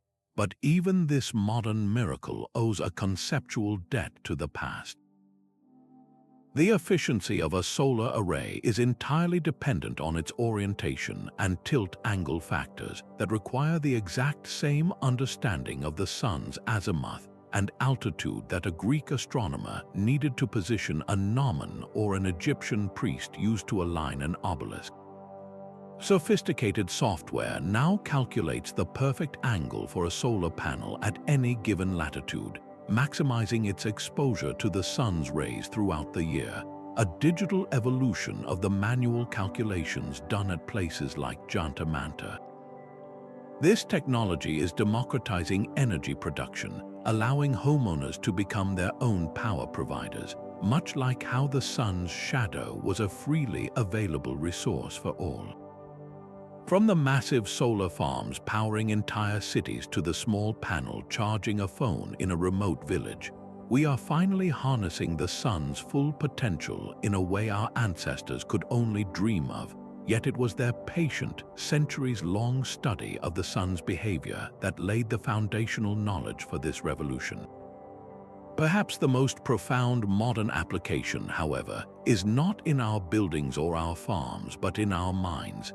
In our hyper-connected, artificially lit world where night can be turned to day with the flip of a switch, many of us feel a deep, unnamed disconnection, a condition sometimes called nature deficit disorder. The ancient practice of solar timekeeping offers a powerful antidote, a form of mindfulness that grounds us in the natural world's rhythms. It's the simple, conscious act of noticing the quality of light at different times of day, of observing where the shadows fall in your garden throughout the seasons, or of making an effort to wake with the sun and wind down as darkness falls. This isn't about abandoning modern convenience. It's about finding a balance, about using ancient solar wisdom as a tool to combat the constant rush of digital time and reconnect with a slower, more natural pulse. This reconnection fosters a greater sense of environmental stewardship. When you are attuned to the sun's cycles, you become more aware of the planet's delicate balance and our role in preserving it. The lessons of the past are clear. Civilizations that understood their place within the solar cycle flourished, while those that ignored it often faltered. Today, as we face the global challenges of climate change and resource depletion, that ancient blueprint for harmony is more relevant than ever. It shows us that the path forward isn't just about inventing new technologies, but about rediscovering a timeless relationship with the ultimate source of all energy and life on Earth. To truly grasp the genius of these ancient builders, we need to peel back the layers and look at the fundamental physics they were working with, all without a single textbook or calculator. It begins with a simple, beautiful truth. A shadow is not an object but an absence. It's the shape of the space where light cannot reach because something else, a Nomen, an obelisk, a person, is in the way. The characteristics of that shadow, its length and its direction, are a direct conversation between three things: the light source, the object interrupting it, and the surface catching it. For ancient timekeepers, the light source was always the sun, the object was their carefully placed marker, and the surface was the Earth itself. The entire science of solar timekeeping is built on decoding that conversation. The most critical variable in this equation is the angle of the sun above the horizon, known as its altitude. Imagine the sun's rays beaming down toward Earth. When the sun is directly overhead at a 90-degree angle, its light hits the ground in a concentrated, powerful burst, and the shadow cast by a vertical object is at its absolute shortest, almost directly underneath it. This is what happens at solar noon in the tropics, but as the sun sinks lower in the sky, its rays hit the ground at a more shallow, oblique angle. These slanted rays have to cover more ground, so to speak, which stretches the shadow out longer and longer. The length of a shadow at any given moment is a perfect trigonometric function of the sun's altitude. Without ever writing down a single equation, ancient observers internalized this relationship completely. They knew that a long, weak shadow meant a low, winter sun, while a short, strong shadow signaled the high, powerful sun of summer. This daily dance of shadows is further complicated by the Earth's grandest motion, its tilt.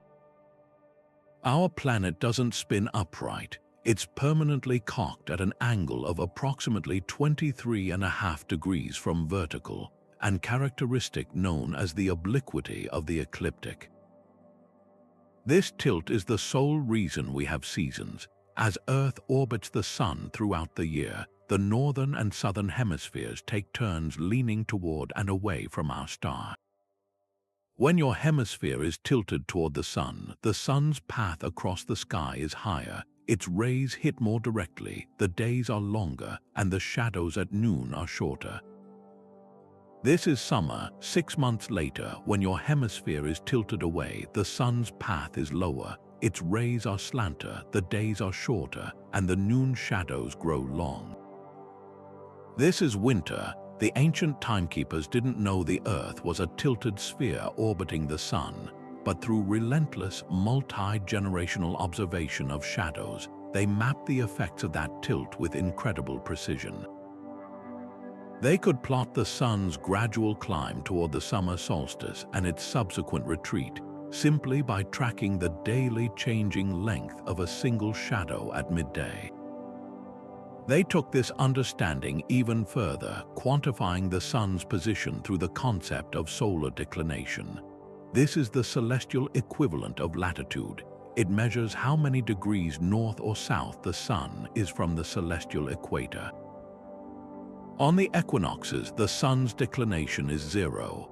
It is directly above the equator, and day and night are nearly equal all over the world. At the summer solstice, the sun reaches its maximum declination of 23.5 degrees north, and at the winter solstice, it sinks to 23.5 degrees south. By carefully measuring the length of a Nomen's shadow at local noon, an ancient astronomer could calculate the sun's declination for that day. A short shadow meant a high declination, placing the sun far north in the sky. A long shadow meant a low southern declination. By recording these measurements year after year, they built up a detailed, empirical model of the sun's annual journey. They could predict not only the exact day of the solstices and equinoxes, but also the sun's position for any day in between. This data was the bedrock upon which they built their astonishingly accurate calendars and aligned their monumental architecture. This is where their brilliance transitions from observation to high-level deduction. To design a structure like Newgrange or the Great Pyramid, they had to work backward from the desired celestial event. They didn't just build a passage and hope the sun would shine down it on the winter solstice. First, they had to know with absolute certainty the exact azimuth, the compass direction of the winter solstice sunrise. This required years of pre-construction data gathering. They would establish a fixed observation point and mark the horizon point where the sun rose each day. They would note how that point moved along the horizon from day to day, slowly drifting south after the summer solstice and then north after the winter solstice. The solstices themselves were the turnaround points, the days when the sun's rising position seemed to stand still on the horizon before reversing course. Once they had precisely identified this furthest southern turnaround point for the winter solstice sunrise, they knew its exact azimuth. Only then could they design and orient their construction to align with it. The entire mammoth project of quarrying and moving multi-ton stones was predicated on the unshakable confidence gained from decades of patiently watching a shadow move and a sun rise. Modern astrophysics, with its powerful telescopes and complex software, has only served to validate their findings.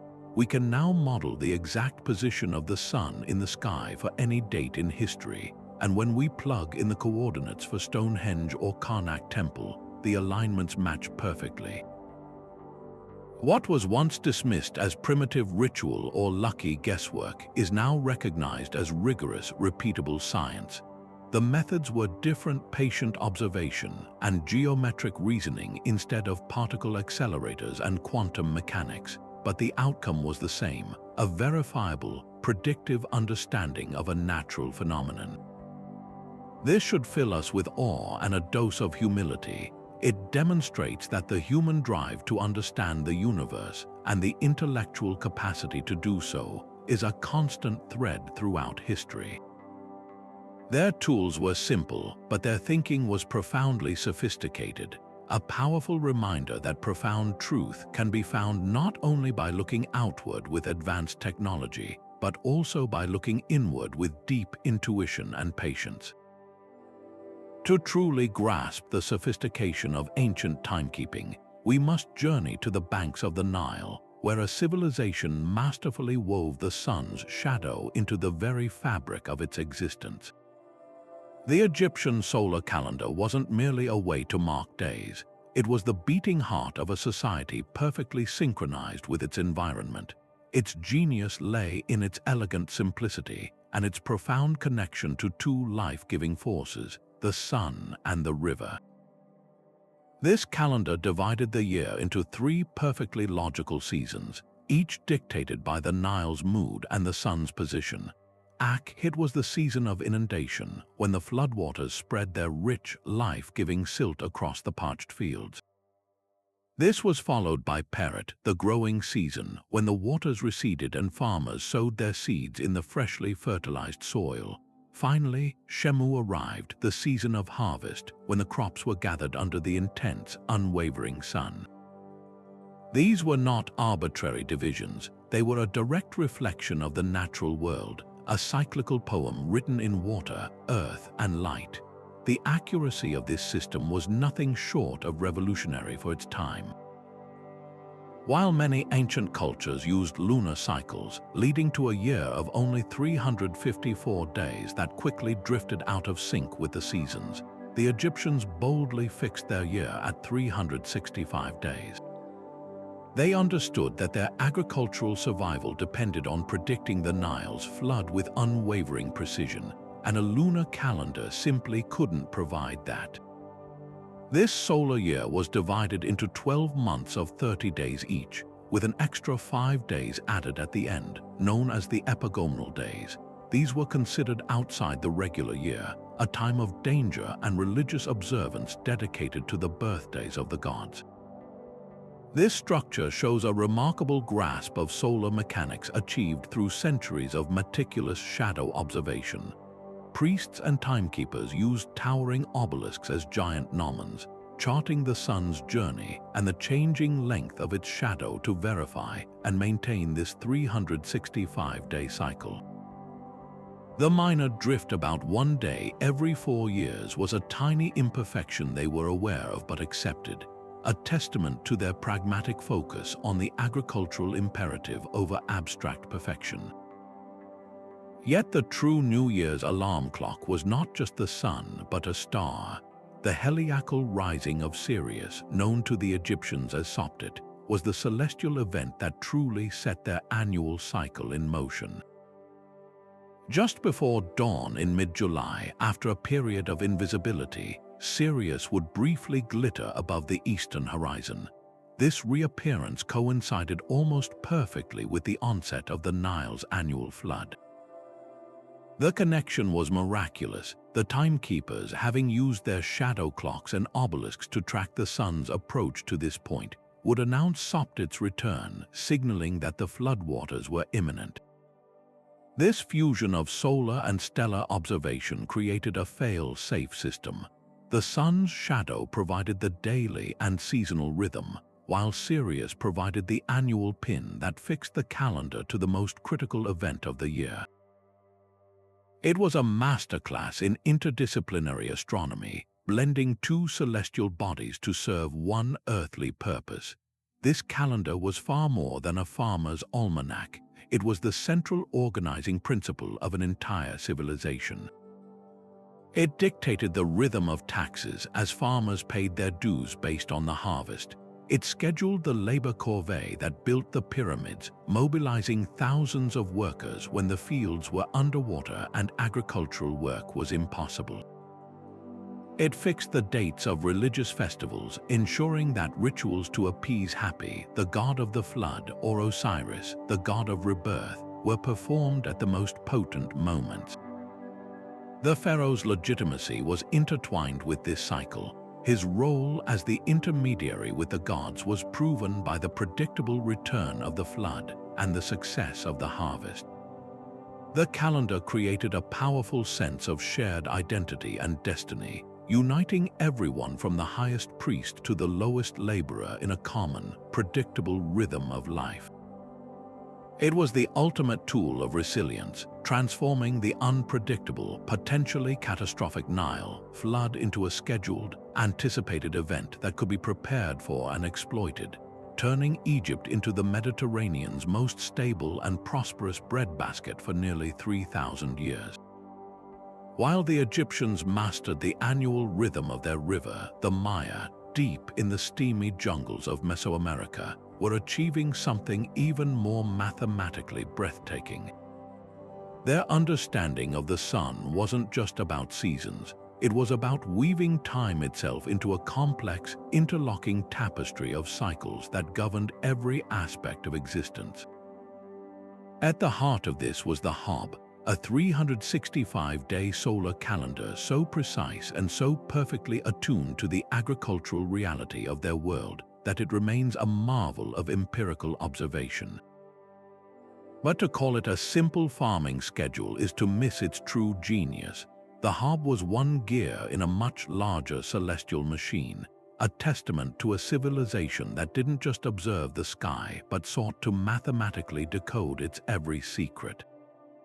The development of the Hob was born from an intimate life-or-death relationship with the sun and the growth cycle of maize, the sacred staple that was the foundation of their society. The Maya lived in a world without the predictable flooding of the Nile. Their challenge was the precise timing of rainy and dry seasons. Planting too early meant seeds would wither. Planting too late meant young plants would be drowned by torrential rains. Their survival depended on pinpoint accuracy.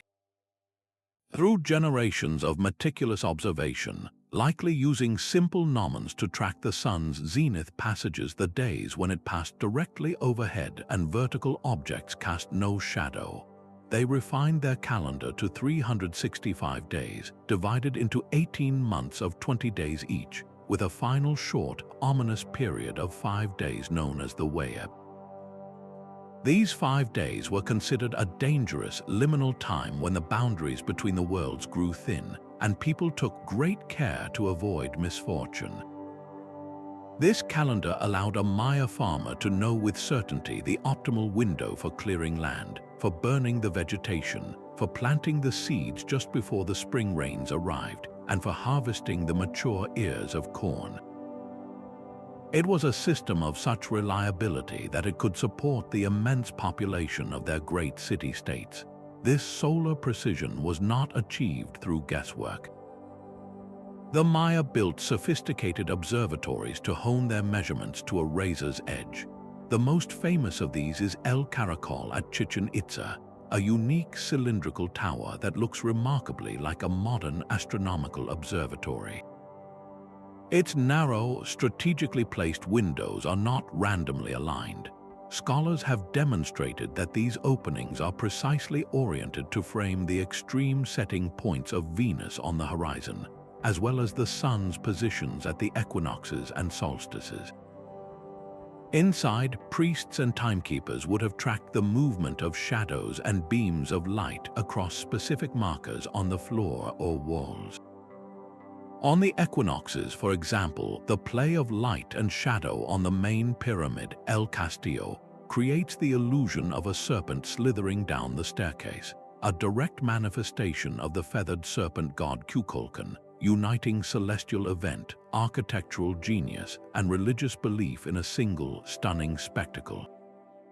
This was science in service of cosmology, a physical attempt to capture the divine mechanics of the universe in stone. The true intellectual triumph of the Maya, however, was their ability to synchronize their solar calendar with other celestial cycles into a grand, unified system.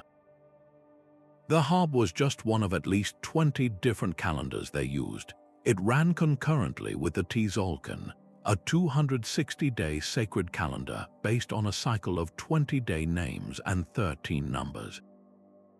The combination of these two calendars created a larger 52-year cycle known as the calendar round, after which the two cycles would realign. But their most astounding achievement was the long count, a linear calendar that counted the days from a mythical starting point, allowing them to place any historical or future event on a single, continuous timeline. This required incredibly complex mathematics, including a sophisticated place value system and a concept of zero, which was a revolutionary abstract thought far ahead of most of the world. It was this system that allowed them to not only record history with exactitude, but also to predict future astronomical events with stunning accuracy, including solar eclipses. Their ability to forecast these terrifying events when the sun god seemed to be devoured would have granted the timekeeping priesthood immense power and solidified the belief that their calendars were a true reflection of cosmic order. This profound solar and celestial knowledge directly shaped the physical and spiritual landscape of the Maya world. The layouts of their great cities like Tikal and Palenque were often designed with celestial alignments. Plazas, temples, and ball courts were positioned to correspond with the solstice sunrises or sunsets, or the zenith passages of the sun. This wasn't just urban planning, it was a way of grounding the cosmic order into the very earth, making their cities sacred centers of the universe. Rituals, from bloodletting ceremonies to royal coronations, were scheduled according to these precise celestial calendars, performed at the most astrologically potent moments to ensure their efficacy and to demonstrate the king's role as the intermediary between the human realm and the gods. The Mayas' solar precision was therefore the engine of their entire culture. It drove agricultural abundance, which enabled population growth and artistic flourishing. It informed their monumental architecture, which gave physical form to their beliefs. It structured their religion and politics, creating a stable, predictable world out of the chaotic jungle. Their legacy is a powerful reminder that the quest to understand the sun's movement is more than a practical pursuit. It is a fundamental driver of scientific, mathematical, and cultural excellence, a way for humanity to find its place within the vast, beautiful, and orderly machinery of the cosmos. But beyond the precise measurements and the agricultural schedules, the sun's shadow held a far deeper, more universal power. It was a primal symbol, a canvas upon which every human culture projected its deepest questions about existence. The stark contrast between light and dark became the ultimate metaphor for the fundamental dualities of life itself. Light was birth, knowledge, warmth, and divine presence. Shadow was death, ignorance, cold, and the unknown. The daily drama of the sun's journey, its victorious rise, its triumphant peak, its inevitable decline, and its mysterious disappearance was the greatest story ever told, playing out on an endless loop for all to see. The sun's shadow was not just a timekeeping tool, it was the main character in this cosmic play, a visible representation of the constant, dynamic interplay between these opposing forces. This profound symbolism elevated the timekeeper from a mere technician into a spiritual mediator, a philosopher priest who interpreted the divine will written in light and dark. In ancient Egypt, the pharaoh, as the son of Ra, was the ultimate timekeeper, responsible for performing rituals that ensured the sun god's victory over the serpent of darkness, Apophis, each night. The obelisk's shifting shadow was a direct reflection of this celestial battle. In China, the emperor, the son of heaven, was the sole keeper of the calendar, and his ability to accurately predict solar events was seen as proof of his mandate from heaven, his divine right to rule. By correctly reading the shadows, these figures demonstrated their unique ability to navigate the boundary between the earthly and the celestial, between the known world of light and the mysterious realm of darkness. They held the key to maintaining cosmic order, and their authority was derived from this sacred, symbolic knowledge. Perhaps the most enduring exploration of this symbolism comes from the ancient Greek philosopher Plato. In his allegory of the cave, he presents a powerful metaphor for the human condition. Prisoners are chained from birth inside a dark cave, able to see only the shadows cast on a wall by a fire behind them. They mistake these flickering, two-dimensional silhouettes for the entirety of reality, naming them and building their entire world understanding around them. One prisoner is freed and turns to see the fire itself, which is painful and confusing but represents a higher level of truth. He is then dragged out of the cave into the blinding sunlight. After a period of adjustment, he sees the real world in all its color and dimension, and he understands that the shadows were mere illusions. The sun, in this allegory, represents the ultimate source of all truth and knowledge, the form of the good. The journey from the darkness of the cave into the light of the sun is the journey of education and philosophical enlightenment, moving from ignorant belief to true knowledge. This ancient story resonates perfectly with the role of the solar timekeeper. The average person in an ancient society might have simply experienced time as it came, days turning into nights, seasons shifting. They were like the prisoners in the cave, seeing the effects but not understanding the cause. The timekeeper, however, was the one who had been outside. They understood the mechanics behind the spectacle. They knew why the shadow lengthened and shortened. They could predict the solstices and equinoxes because they understood the celestial mechanics that caused them. They were the enlightened ones who had seen the true nature of the sun and could therefore interpret its shadow with profound authority. Their work was a form of guiding others toward a greater understanding of the cosmos, using the shadow, the illusion, to point toward the brilliant, illuminating truth of the sun itself. This rich symbolic layer is the crucial piece that explains the immense investment of labor and resources in solar monuments. Building a Stonehenge or a pyramid was an act of tremendous practical utility, but it was also an act of profound faith and philosophical statement.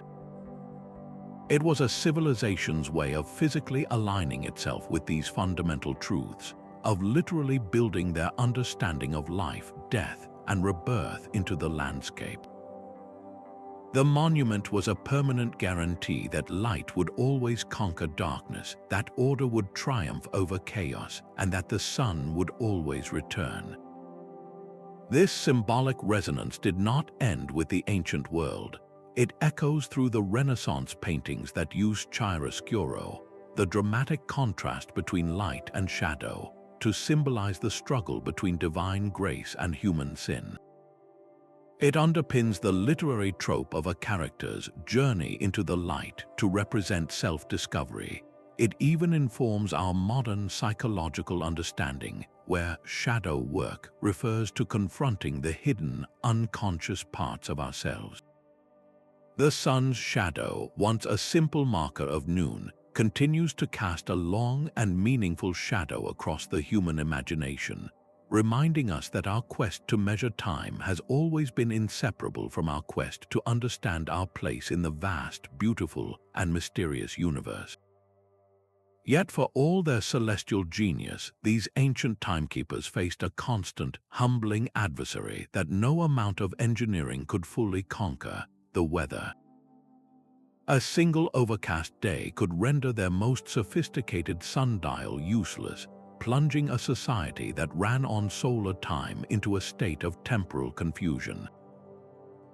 Imagine the frustration of a priest tasked with announcing the exact moment of a solstice ceremony, only to have the sun vanish behind a bank of thick clouds for the entire critical day. Or a farmer waiting for the signal to plant based on a specific shadow length, watching helplessly as a week of rain obscured the skies. This fundamental vulnerability was the great weakness of solar timekeeping, a crack in an otherwise brilliant system that demanded ingenious and adaptable solutions. Their resilience in the face of this unpredictability is a testament to their practical brilliance. They didn't simply give up when the sun disappeared. They developed a robust toolkit of backup systems.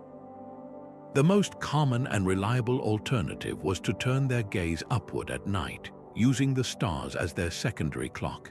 The stars, after all, are simply distant suns, and their movements are even more regular and predictable than our own stars.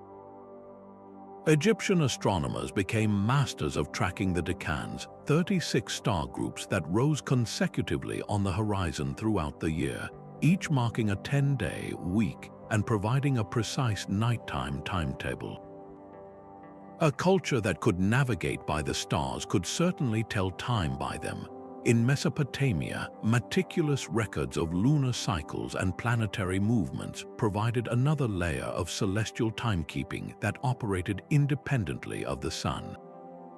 But what about during the day when clouds hid the sun and the stars were invisible? For this, they engineered terrestrial solutions. The water clock, or clepsydra, was invented to solve this exact problem. These were not simple hourglasses. Sophisticated versions used a constant stream of water dripping into a marked container or a floating indicator in a draining vessel to measure the passage of time with remarkable consistency, regardless of sunlight or season. These were the ancient equivalent of a backup generator kicking in when the primary power source failed. Beyond the physical and meteorological hurdles lay a far more complex challenge: the human element. When your entire cultural and religious identity is built upon a specific calendar, a proposed change to that calendar isn't just an administrative adjustment, it's a theological earthquake. Disputes over solar calculations could and did lead to intense cultural conflict. The most famous example is the Great Calendar Reform undertaken by Julius Caesar. By the 1st century before the Common Era, the old Roman calendar, a messy and politically manipulated lunar-solar hybrid, had drifted so far out of sync with the seasons that the festival of spring was occurring in the dead of winter. Caesar, advised by the Alexandrian astronomer Sosigenes, introduced the Julian calendar, a solar-based system with a leap year to correct the drift. While scientifically sound, this reform was met with confusion and resistance. Adding days to the year was seen by many as tampering with the very fabric of time itself, an arrogant human attempt to rearrange a divine order. Priests who were accustomed to the old system found their authority challenged. The public struggled to adapt to the new dates for taxes and festivals. This was more than a technical upgrade. It was a massive, disruptive shift in the rhythm of daily life, demonstrating that a calendar is not just a tool for measuring time, but the very heartbeat of a culture. These formidable obstacles, rather than stifling progress, became powerful engines for innovation. The need for accuracy in the face of cloudy skies drove the refinement of water clocks into increasingly complex and precise instruments, which in turn advanced the understanding of hydraulics and mechanics. The challenge of reconciling solar and lunar cycles pushed mathematicians in Babylon, India, and Greece to develop more sophisticated astronomical models and trigonometric calculations. The cultural conflicts over calendar reforms forced a valuable, if difficult, dialogue between different schools of thought, often leading to a more robust and accurate synthesis of knowledge. This collaborative spirit was essential.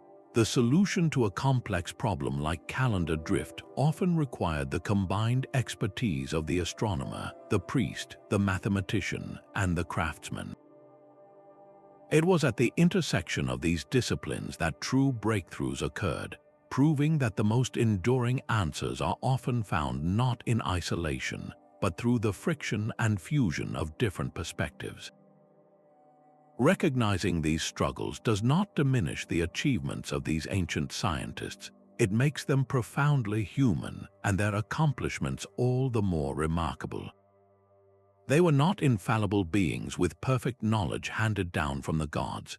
They were curious, determined people who observed a problem, experimented with solutions, made mistakes, and persevered. They had to convince skeptical rulers, debate rival scholars, and design tools that could withstand both the elements and the test of time. Their story is not one of effortless genius, but of gritty problem solving in the face of immense uncertainty. This humanizes them, bringing them out of the distant, mythic past and into the light of relatable endeavor. Their perseverance offers a powerful lesson for our own era of complex global challenges. It reminds us that progress is rarely a straight line, but a winding path paved with trial, error, and adaptation. The same spirit of curiosity and determination that led a priest to track a star's path for 20 years to verify a solstice date is the very spirit that drives modern climate scientists, medical researchers, and engineers today. And so we arrive at our own time, in a world seemingly dominated by the silent, precise pulse of the quartz crystal and the atomic clock. It feels like a universe away from the patient observation of a shadow stretching across a stone dial. But to believe that is to miss the most fascinating part of the story. The truth is, we are still living in a world profoundly shaped by those ancient solar principles. Our modern systems of timekeeping are not a replacement for the old ways. They are their direct descendants, a continuous evolution of ideas that began with a stick in the ground. The legacy of the sun's shadow is woven into the very fabric of our global society, from the way we schedule a business meeting to how we navigate the planet. Consider the simple fact that we divide our day into 24 hours. This isn't an arbitrary number pulled from thin air. It originates directly from the ancient Egyptians, who, using their shadow clocks and obelisks, divided the period of daylight into 10 hours, plus 1 hour each for twilight at dawn and dusk. The night was later divided into 12 hours based on star observations, creating the 24-hour cycle we still use today. The circular face of your analog watch or the clock on your wall is a direct homage to the circular sundial, its hands moving in the same clockwise direction that a shadow moves on a dial in the northern hemisphere. Even our language preserves this ancient heritage. The term "a clock," which we use without a second thought, is a contraction of the phrase "of the clock," a linguistic fossil that harks back to a time when you had to specify you were telling time by the clock as opposed to by the sundial. We are speaking the language of the shadow timekeepers every single day. This solar DNA is even more evident in the way we structure our year. The annual struggle to keep a calendar aligned with the seasons was the great challenge for every ancient civilization. The Egyptians, with their fixed 365-day year, watched their calendar drift by about 1 day every 4 years. The Romans, under Julius Caesar, finally institutionalized the solution the Egyptians had observed but not formally applied, the leap year. By adding an extra day to the calendar every 4 years, they accounted for the roughly quarter-day difference between the calendar year and the actual solar year, the time it takes Earth to complete one orbit around the Sun. This correction, a masterpiece of solar timekeeping, is the very same one we use in our modern Gregorian calendar. Every time we flip past February 29th, we are participating in a calendar adjustment that was conceptually understood and desperately needed by ancient priests thousands of years ago. Our measure of time is still fundamentally tied to the sun's journey, and our corrections are a direct implementation of their hard-won astronomical wisdom. Perhaps the most profound and visible legacy is the system of time zones that blanket the globe. Before the railroads and telegraphs of the 19th century, time was a local affair. Every town kept its own local solar time, where noon was simply when the sun reached its highest point in the sky. This meant that a clock in a city just 50 miles to the west would be a few minutes behind. This was manageable in a world of horse-drawn carriages, but it became a chaotic nightmare for scheduling trains and coordinating telegraph messages across vast distances. The solution was to create a standardized system, carving the world into 24 neat time zones, each 1 hour apart and roughly 15 degrees of longitude wide. This was a radical abstraction of time, divorcing it from the immediate position of the sun in any one location. Yet, the entire system is still fundamentally anchored to the solar reality of the prime meridian at Greenwich, England. Coordinated universal time, the modern standard, is still essentially mean solar time at that zero longitude. Our global society, with its international finance markets, airline schedules, and synchronized digital networks, all runs on this system. It is the ultimate expression of the ancient desire for a shared, orderly time, scaled up from the city square to encompass the entire planet. The sun's shadow, once a local clock, is now the invisible coordinator of all human activity on Earth. This enduring impact is the strongest argument possible for the preservation and study of this ancient wisdom. It's not merely an academic exercise in history. it is a lesson in sustainable innovation. Those ancient timekeepers achieved remarkable accuracy with minimal environmental impact, working in harmony with a powerful natural force instead of trying to overpower it. Their methods offer a blueprint for resilience. In an age concerned with energy sustainability, their principles of passive solar design are more relevant than ever. In a world of digital overload, their practice of aligning human rhythms with natural cycles presents a compelling path toward mindfulness and well-being. The story of solar timekeeping is a continuous thread connecting our deepest past to our most pressing present challenges, proving that true ingenuity is not about abandoning the old, but about building upon its strongest foundations to create a future that is both advanced and profoundly connected to the natural world that sustains us.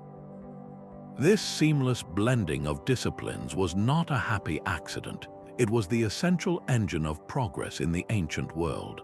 The lone specialist working in isolation could never have achieved what these interconnected communities of thinkers accomplished. The master architect, for instance, was not merely a builder following a priest's instructions. He was a geometer, an astronomer, and a theologian in his own right. To design a temple that would capture the first ray of the solstice sunrise, he needed to possess the mathematician's understanding of angles, the astronomer's data on the sun's precise path, and the priest's insight into the spiritual significance of that celestial moment. These roles were not separate job titles, they were facets of a single, holistic expertise. The construction site was a live laboratory where abstract mathematical principles were tested against the physical reality of stone and shadow, and where spiritual beliefs were given permanent, breathtaking form.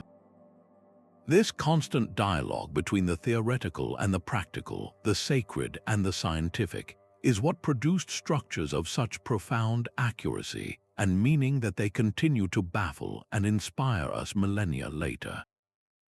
Perhaps the most stunning example of this cross-pollination is the work of the Greek scholar Eratosthenes in the 3rd century before the Common Era. He was the chief librarian at the legendary Library of Alexandria, a hub that collected knowledge from across the known world. Eratosthenes was not just a geographer or an astronomer. He was a true polymath, a poet, a mathematician, and a philosopher. It was this unique combination of skills that allowed him to perform a feat of sheer genius. He learned that in the city of Syene, located directly on the Tropic of Cancer, the sun stood directly overhead at noon on the summer solstice, casting no shadow at the bottom of a deep well. On the same day and time in Alexandria, he measured the angle of the shadow cast by a vertical obelisk. That angle was about 7.2 degrees, or 1/50th of a circle.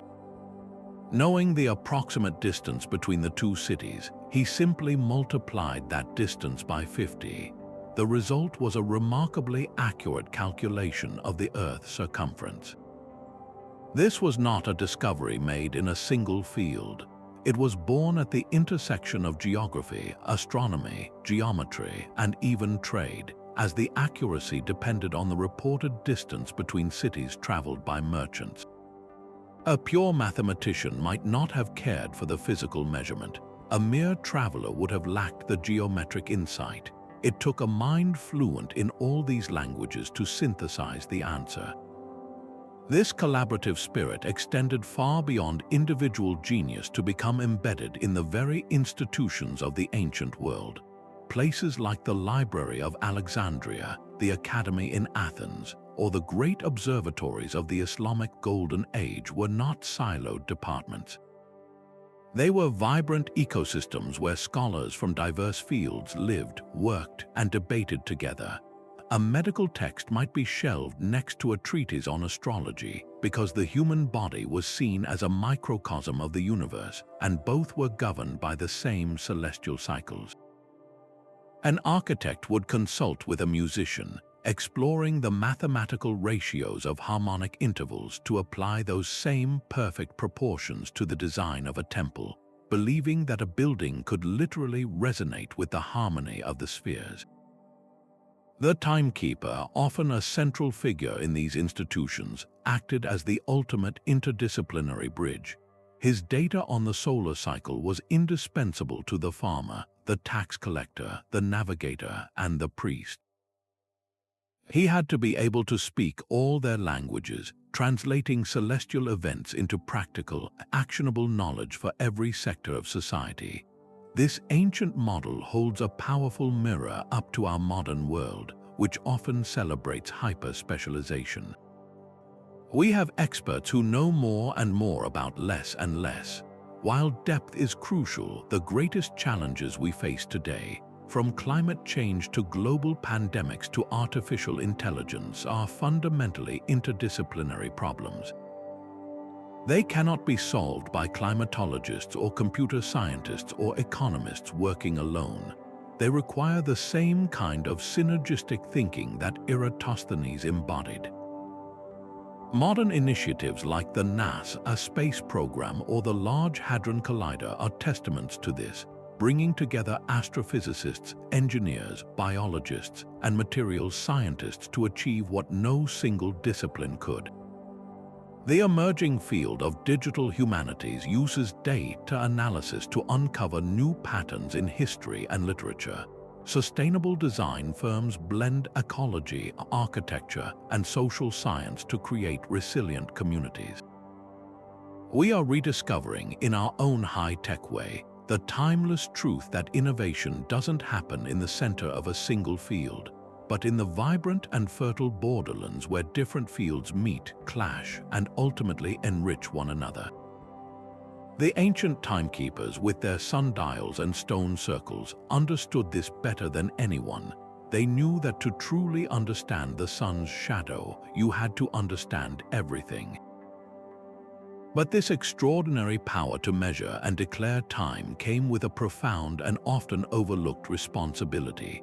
It forced societies to confront fundamental questions of control, fairness, and the very nature of reality itself.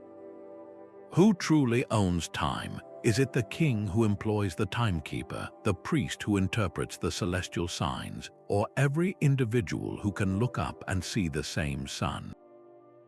This was not an abstract debate. It was a matter of immense political and ethical weight. The calendar was a tool of immense social engineering. A ruler who controlled the calendar could literally reshape reality to his benefit. We see this starkly in the historical manipulation of time for political gain. When Julius Caesar reformed the Roman calendar, he didn't just add days for astronomical accuracy. He renamed the month Quintilis to Julius, or July, in his own honor, permanently etching his name into the very fabric of the year. This was a blatant act of self-glorification, a way to use time itself to cement his legacy and authority. Later, the Roman Senate would flatter Caesar's heir, Augustus, by renaming the next month August and even adding a day to it so it would not be shorter than July, demonstrating how time could be stretched and contorted to serve the vanity and power of the elite.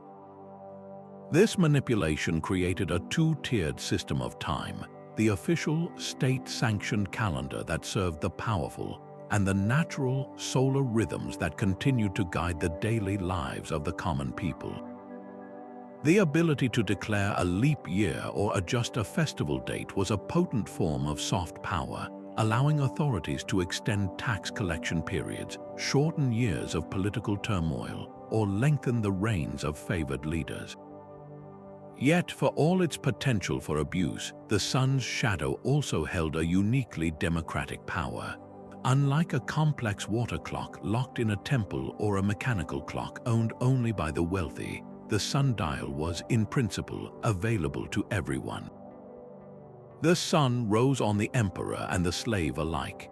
Any person who took the time to learn its language, to notice how the shadow of a familiar tree fell at a certain time of day, or to understand the meaning of the obelisk's long stretch on a winter afternoon, could possess a measure of temporal autonomy. This created a fascinating tension. The state might declare the official hour, but the sun could contradict it. This inherent accessibility meant that the tyranny of a manipulated calendar could always be challenged by the simple, undeniable truth of a shadow at noon. In this way, solar time became a great equalizer, a natural standard that existed beyond the full control of any human institution, offering a form of time that was, in its purest form, free. This struggle over the control of time inevitably led to deeper, more philosophical contemplations, gazing at the daily death and rebirth of the sun and the endless cycle of the seasons. Ancient cultures overwhelmingly developed a cyclical view of time. Time was not a straight line marching toward an end, but a great wheel turning eternally through ages of creation, preservation, and destruction. This concept is central to Eastern philosophies like Hinduism and Buddhism, with their vast cycles of yugas and kalpas, and it was also present in the West with the Greek concept of the great year. In this worldview, history repeats itself, souls are reincarnated, and the cosmos itself breathes in and out. This perspective fosters a sense of acceptance and integration with nature's rhythms. However, the Abrahamic traditions of Judaism, Christianity, and Islam introduced a powerfully linear concept of time, a narrative that begins with a singular creation and moves irreversibly toward a final day of judgment and redemption. This linear view injected time with a sense of urgency, purpose, and progress, fundamentally shaping Western notions of history and human agency. The solar calendar, with its repeating seasons within a linear progression of years, often served as a bridge between these two views, embodying both endless return and forward momentum. These different conceptions of time directly influenced how people understood their own lives and freedoms. A cyclical view could suggest a predetermined destiny, a fate written in the stars and played out across countless lifetimes. Your station in this life might be seen as the result of actions in a past one, encouraging acceptance. A linear view, with its definitive beginning and end, placed a greater emphasis on individual choice within a single, precious lifetime, the concept of free will acting within a divinely ordained timeline. The way a culture measured time, therefore, wasn't just a technical practice. It was a metaphysical lens that shaped its most core beliefs about morality, responsibility, and the human potential for change. The simple act of marking a shadow forced humanity to wrestle with the biggest questions imaginable. Is time a river carrying us inevitably forward, or are we walking a path we've tread before? Are we the authors of our own destiny, or are we playing out a story whose chapters were written long ago? The answers to these questions, debated by philosophers for millennia, were first prompted by the silent, patient, and relentless journey of a shadow across the earth. From those first obelisks piercing the sky to the intricate urban plans of ancient metropolises, the sun's shadow truly was the silent architect of civilization. It was the constant, patient guide that taught humanity how to build societies in rhythm with the cosmos itself. This wasn't a passive observation. It was an active, brilliant partnership with the greatest power in our sky.